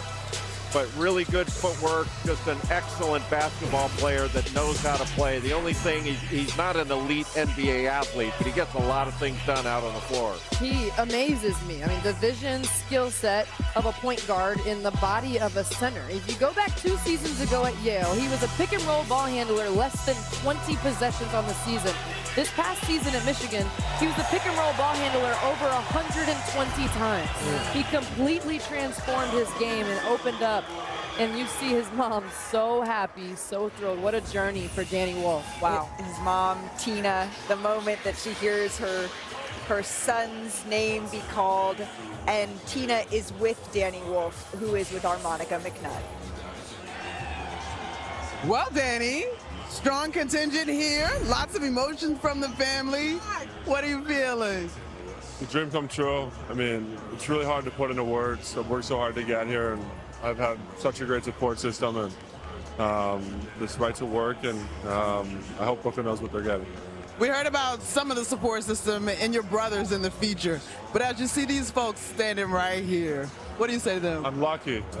They've helped me so much. They've gotten me to where I'm at, and I don't think there's a better support system in the world, and I couldn't be luckier to have better parents. Tina, you guys are overcome with emotion. What are you thinking? We're so excited to go to New York. It was what he wanted, and it happened. And hard work, and we have so many thanks to so many people who got him here besides himself, and we are beyond blessed. What did you see in your son that made this moment come true? His entire life, he's had a chip on his shoulder to be great. And nothing for this kid has come easy. He's a hard worker, and we could not be more proud to be his parents. You guys, it's been incredible. Danny, I think we heard your brother is at the table still trying to get himself together. Just so much emotion. It's healthy. I'm glad to see you guys letting it out. For sure, yeah. I have the 2 greatest brothers in the world. I have an unbelievable sister who I love, and they all helped me get to where I'm at today, and they're going to help me get to where I'm going to go in this league. In the 2025 NBA Draft, the Boston Celtics select Hugo Gonzalez from Madrid and last played for Real Madrid. I do want to acknowledge the emotion we just saw from Danny Wolf and his family. But first, let's get to Hugo Gonzalez from Madrid, Spain here, Jonathan. Malika, I love this pick for the Boston Celtics. I'm told that they are keeping this pick and they are bringing Hugo Gonzalez over right away. NBA teams love the intensity and frenetic energy that Hugo Gonzalez brings every moment he's on the court. Think of a Christian Brown or a Jaime Jaquez type who defends point guards through power forwards and makes highlight reel plays, chasing down blocks and getting in passing lanes. He has strong court vision, he's a transition scorer, and he's a tremendous athlete. The Boston Celtics got one of the biggest steals in the draft here, in my view. Yeah, you've called him a big-time effort guy. He joined Real Madrid's team at 9 years old. He quickly ascended here. In 2023, he won the Next Generation tournament with Real Madrid U18 here. So it's been quite the journey here for Hugo Gonzalez. I do want to go back to that emotion that we saw from the Wolf family. Perk, you were even getting a little bit misty listening to this family. Some was in my eye. Now, don't lie. Don't lie. I was, though. I was getting a little teary-eyed. I mean, it's a special moment. He's been waiting, and you heard his dad say, you know, the amount he's been counting out all his life, and then watching his brother be so happy for him. That's the best part about it, is watching your family being happy for your success. And being able to all share it together. Look at his brother. And that's really what it's about. and his mom, Tina, who was so excited, going from these tears to literally leaping for joy in her interview with Monica at just the journey that her son has gone on, and even the journey of tonight, Jay, because again, it is a little bit of a roller coaster sitting in the green room for so long. No question. And the emotion is really moving. But to go from Yale and to transfer to Michigan, have the year he had, and then have it culminate by being drafted in the first round, what a nice night for the Wolf family. The 2025 NBA Draft will be right back.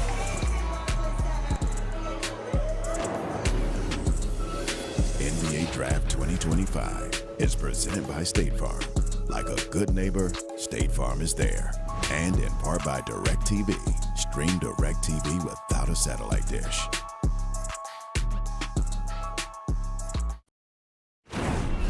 I just came back for the win. Lot of new money in my hand. Go on, tell a friend. They say success is the best revenge. Heard they was sleeping again, saying no more. This is a rude awakening, kicking the door. Back and I'm better than ever before. Don't get it mistaken, I'm ready for war. I see the ops and I'm up in the score. I catch a body and jump in the course. Follow the core and then back to the morgue. Take the sheet off and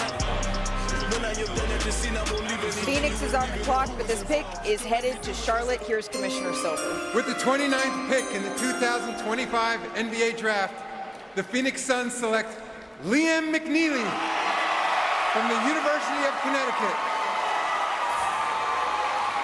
He waited all night, and here is his moment. He led UConn in points per game, second in rebounding, and of course he was a part of the Montverde team that went 33-0 alongside Cooper Flagg, Derek Queen, and Asa Newell. He was on there too? Yes, he was. Bless him. And now he's headed to Charlotte. He grew up playing multiple sports, including flag football, baseball, soccer, track, but he fell in love with basketball when he was just 3 years old. And he's impressive off the court too. He's a huge mental health advocate, and he comes from a family of hoopers. His mom, and you see two uncles, grandpa, great-grandpa. They all played college hoops here. But his best game day, it probably came when he had 38 against Creighton in February. Yes, I mean, that was clearly the most he scored, but what was really impressive, Malika, to your point, is against top 25 opponents this year that UConn played, McNeely averaged 21 a game in those games against the best teams. You know, he's got versatility, he's tough, and he's physical. He rebounds his position pretty well. He's a capable shooter, and he gets fouled. He's another one of these guys that I think makes the right play and strives to make the right play. But he can make shots. You know, he's the Big East Freshman of the Year. That gave UConn back-to-back Freshman of the Year. Stephon Castle had it last year and then went to be Rookie of the Year in the NBA. But we talked about his toughness. He will dive on the floor. He throws his body out there. He does not mind mixing it up. He gets to the glass and he can make tough shots. He's got a good feel in floor spacing and then relocating. Reads the floor, makes the extra pass, and he's an underrated athlete. He tested really well at the combine, especially with his foot speed. And the fourth Mount Verde player to be drafted here tonight, Andrea. Yeah, and going back to Liam McNeely, you know, look at these four guys. You have to imagine that they're so happy for each other. Absolutely. To all be drafted in the first round after going through everything they went through in high school or prep school, as Jay would say. But you all both mentioned the 38-point game against Creighton, which was impressive, but he had 18 and 11 in a loss against St. John's before that, where he showed a lot of toughness. And now Liam is with our Monica McNutt. Liam, delayed a bit, but not denied. And you're headed to the Charlotte Hornets. And our guys were just talking about the opportunity that gives you. How are you feeling? You know, this is a dream come true. Regardless of the number I'm picked, I was drafted in the NBA, and I really don't have words. I'm trying not to cry right now. All right, let's go to Mom Ashley, who we talked about in the feature. You put the ball in your son's hands at the age of 3. Along the way, what did you watch him learn to help make tonight come true? You know, Liam is so committed to winning and to making winning plays, and he's an incredible teammate, and he wants to do the right thing for his team. And so they will be thrilled to have him. Speaking of teammates, you now round out the 4 guys from Mount Verde tonight. How special is it to share this night with those guys? You know, those are my brothers. It's all good. It's your night. So proud of them, and the dream come true. Congratulations, Liam. Congratulations, Mom Ashley. He was sitting in the green room all night, and the moment that he shed a tear was not when he was waiting, was not when he finally heard his name call. The moment that he started crying was when he thought about his teammates and what everyone has accomplished here together. I think that speaks volumes, Jay, as to who this young man is. Yeah, I mean, his mom spoke about him being a great teammate, and that really runs through the players we've talked about, not just the Mount Bird guys, but throughout this. I mean, there were a bunch of high-character young men that were drafted tonight in the first round. There's still one more pick to go before we get through pick number 30. But, and I don't say this as a joke. I mean, I don't remember a draft being this emotional. Me either. Like, this has been the most emotional first round. This is my 23rd draft. There's never been this many tears. Yeah. Except when I needed to use the restroom midway through the second round. The only other one that I thought of, Jay, not that, was 2020. Again, with the same sort of separation people had with not being able to go out in the world. But truly, this is a night of first. We're also seeing a new freshman record for freshmen selected, 18 now with McNeely being drafted. And now more than ever, right, these young men are able to see and hear the haters and the doubt, right? So they go on their phones and they look on social media, and all of a sudden you got guys criticizing them and telling them what they're not. Think about it. They have one bad game throughout the course of their college season, and they go to their phone, and the haters are killing them. The trolls are saying negative things about them. So it's like more fuel. Well, guys before them, they didn't have this much attention, so they couldn't see the hate. They couldn't hear the hate. And so that's why I think a lot of the emotions, because they're like, yeah, I'm proving y'all wrong. I am getting drafted. And I applaud it. I remember sitting in the green room when I was doing what Monica does now, and I was watching as a young player who was slipping in the draft. He was looking at his phone, and he was actively scrolling and watching what people were saying about him in that moment. And so it is. There's so many voices that these guys are hearing, and it was so cool to see Liam tune all of that out and be able to really soak all of this in. We're wrapping it up. It's getting to the end of the night. The Los Angeles Clippers are on the board. They had a bit of a surprising season. This is the final pick of the evening, Jay. Before we sign off with this last pick, your takeaways from tonight? Well, I mean, we're going to look back on this as the Cooper Flagg draft, yeah, because he's the big prize and the #1 overall pick going to Dallas, and I think he's going to do great things in the NBA. But so many talented players, like I really appreciate what San Antonio did in this draft. Getting Dylan Harper, and they got a great player in Harper, at least the potential to be one. But we're going to look back on this draft in 5 years, and we're going to go, why didn't they take this guy higher?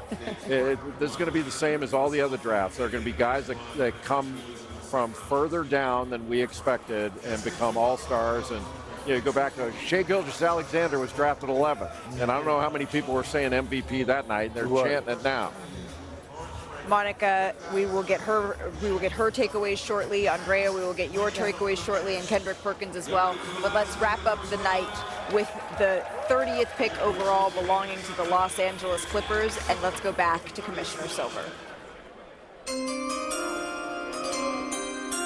With the 30th pick in the 2025 NBA Draft, the LA Clippers select Yannick Conan Niederhauser from Freyschel, Switzerland, and Penn State University. Yannick Conan Niederhauser, again, Perk, one of these young men who decided to come anyway, something you talked about wishing you had done, waited all night, and he is the final pick of this first round. Yeah, and look, he's feeling it, the energy right, and now he get his moment that he gonna cherish forever. You know, I am that I can't go back and see me shaking hands with the commissioner. And now Yannick gets that moment, and we're looking at the first round pick in Penn State history here, Jay. Yeah, from Switzerland. He's 22 years old, 6'11", 7'3" wingspan, led the Big Ten in block shots. 2.3 blocks a game. He led the Big Ten in block percentage. We'll have a little bit more on Yannick in just a moment, but let's first listen to Adam Silver's closing remarks. That concludes the first round.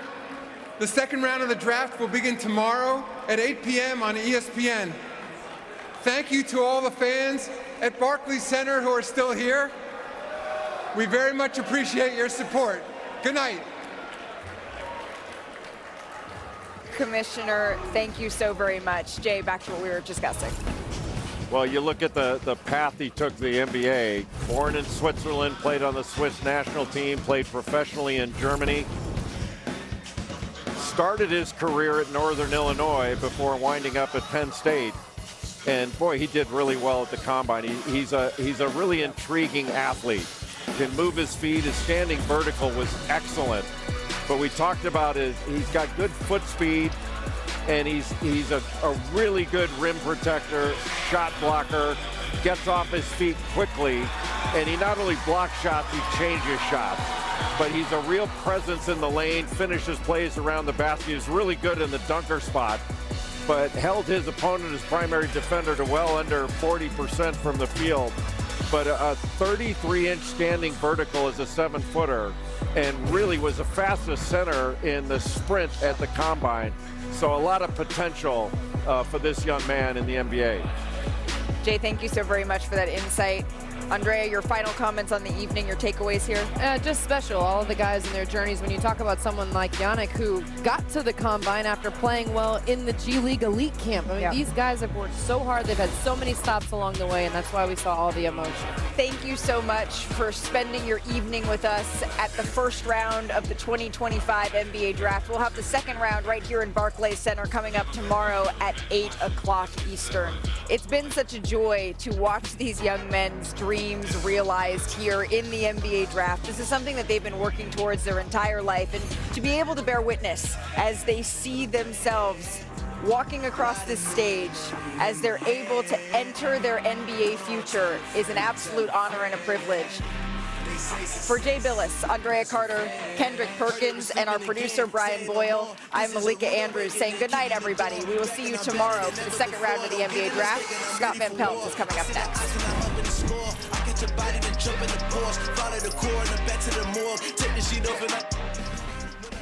Good evening. Welcome. This is SportsCenter from the nation's capital. I'm Scott Van Pelt. Night one and round one of the NBA Draft is complete. Packed show coming. A visit with Cooper Flagg. Full lineup of guests, including Shams Charania, breaking down the Ace Bailey situation in Utah. Didn't know who had that one slated as where he would land. We begin with the best thing I saw today. This is the 10th year we've done this show. And if we're going to follow the draft in the coming years, it's always going to be this. The best thing I saw is the emotion, and nothing was like the emotion of Kamal Malawach. It hit him immediately. The tears never stopped flowing as he made his way up to greet the commissioner, Adam Silver. Family in tears, and they just never stop, man. Steve, you know me well. You know what a sucker I am for this. I can barely look at it without having it affect me still. Why is he wearing the wrong hat? Can we fix the hat situation? My God, how hard is this? Anyway, the biggest storylines of the night, no surprise at the top. Cooper Flagg, the first of 8 consecutive college freshmen to begin the draft. Not only the longest streak of freshmen to begin a draft, but the longest at any point in the history of the draft. 3 of the first 10. The Brotherhood, Steve. Blue Devils, Flagg, Knipple, and Malawach. The third time in the modern draft era that one school accounted for 3 of the first 10. The other instances, Florida in 2007, Duke in 2019. Meanwhile, Rutgers never had a top 5 pick in the modern draft era entering tonight, and they had 2 in the same evening. Dylan Harper, as everyone thought would be the case, goes 2, then Ace Bailey, number 5. More to come on Ace in a minute with Shams Charania. Appreciate Jay Billis hanging out with us after being on for all these many hours, and it was really in many ways predictable, particularly for you, Jay. We were curious what might happen at 3. You, I saw earlier today, thought Edgecombe would go to Philly. He did. What surprised you? What was the pick that you're like, wow, I didn't see that coming?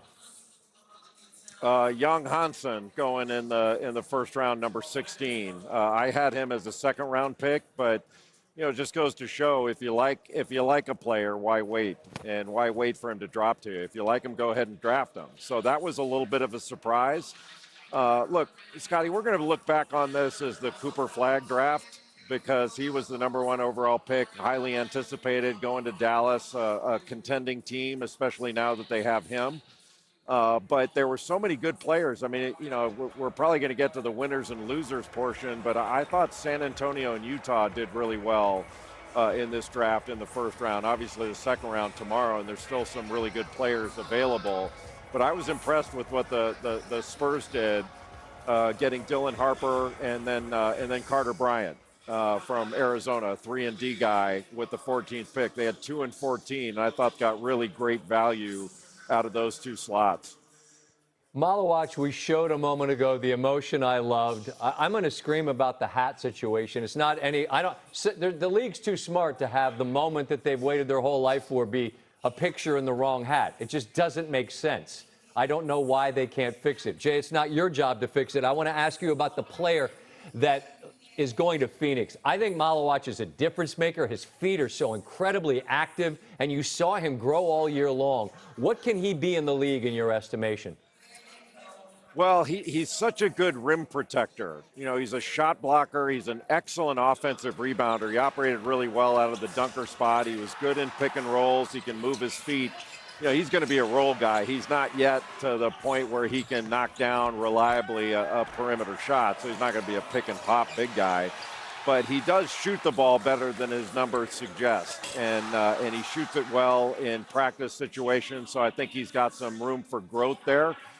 He's not the athlete moving his feet that Derek Lively II was when he came out of Duke and made such a big impact with the Dallas Mavericks. But Kaman Malawach has a lot going for him. The offensive rebound piece, the rim protector, and being able to operate in a pick and roll, I think, and being the lob threat that he is. He had like 81 dunks. I think 31 of them, or maybe 34 were lob dunks, and a number of those came from Cooper Flagg. So he's got a lot of room for growth. I remember when I saw him play, and I think I saw him play his first practice in 5-on-5 at Duke when he came back from the Olympics. And Coach K happened to be sitting next to me, and when John Shire came over and asked, "What do you think?" Funny, he didn't ask me first. He asked Coach K, which I thought was a huge error on his part. Clearly. But Coach K said, "I'm worried about Kaman's hands." And I was thinking, God, he caught everything. I didn't have a worry. And he was saying, no, on the rim, with him dunking and then blocking shots, like he goes after shots so much, he's going to hurt his hands on the rim. That's something he never said about me, which I found a little bit odd. No. But I agree with you. And how about how emotional not only he was, but how emotional. This was the most crying I've ever seen at the draft. Yeah. It was really moving, I thought. I agree, and I was just going to close with that because McNeely couldn't get the answers out to Monica, which I loved. He just kept saying it's a dream come true, and that's the beauty of this night. I was surprised he was still on the board. A last quick one. Who's still out there, Jay, that will hear his name called Thursday night that's going to really make a team happy? The one guy that I thought was going to go in the first round that didn't was Rasheer Fleming of St. Joseph's. I think you and I had talked about 3-and-D guys being valuable in the first round. And we saw Cedric Coward of Washington State go early. We mentioned Carter Bryant of Arizona. Yep. And I thought Rasheer Fleming would be in there. So he's going to be off the board pretty quickly tomorrow night. All right. The gutter's calling, Jay. The gutter's calling. Oh, I'll be there. I know you will. I know. Go get there. Go get there. Tell Raph I said hi when you arrive, all right? I'll see you, pal. All right, after trading Kevin Durant on Sunday, the Suns were back on the trade market Wednesday. Phoenix traded the number 29 pick and a 2029 first-round pick to the Charlotte Hornets for 7-foot center Mark Williams. The Williams deal, of course, comes 5 months after the 23-year-old big man's trade to the LA Lakers was rescinded after Williams failed a physical examination. A couple of other teams swap picks. The Grizzlies move up to 11 to take Cedric Coward out of Washington State. Trailblazers took the man that Billis just mentioned, Chinese center Young Hansen, the 16th spot. Another deal. The Pelicans move up to number 13. I like turtles. to take my guy, Derek Queen. Go get him, DQ. All right, Shams Charania joins us now. And Shams, it's funny. What'd you say last night on the way out? You were joking about Mark Williams. Ironically, he gets traded tonight. There's a lot of full circle moments going on the last 24 hours, Scott. That's all I got to say on that. Indeed. What's the plan in Phoenix? So when the Suns were on the clock at when the pick number 8 and 9 were on the clock, the Suns didn't believe Moliak was going to be available for them. But when he was, they obviously decided that was the big that they were going to get. So they had been talking to Charlotte about Mark Williams as well. So for the Suns, a lot of this was the front court was a massive issue for this team last season. They went through a revolving door at center. Yusuf Nurkic, Nick Richards, Mason Plumlee. Now they have 2 centers within minutes of each other, 2 high upside centers that they acquire within minutes tonight, in Mark Williams with the Hornets in his trade, and then Kaman Moliak in the draft at number 10. They never expected him to be available, and those 2 first-round picks, one number 29, and then a future first-round pick they expect to be in the late 20s. Essentially, they're trading away late 20s for a guy in Mark Williams, who, like you said, was traded to the Lakers, rescinded, has high upside. All right, there was a lot of curiosity about what would happen with Ace Bailey. Where's he going to go? Who'd he work out for? Didn't work out for anybody. Well, he didn't necessarily want to go where he landed. Jonathan Givony said on the broadcast, Utah was not one of his preferred destinations. They took him 5th. Here's Bailey on being picked by Utah.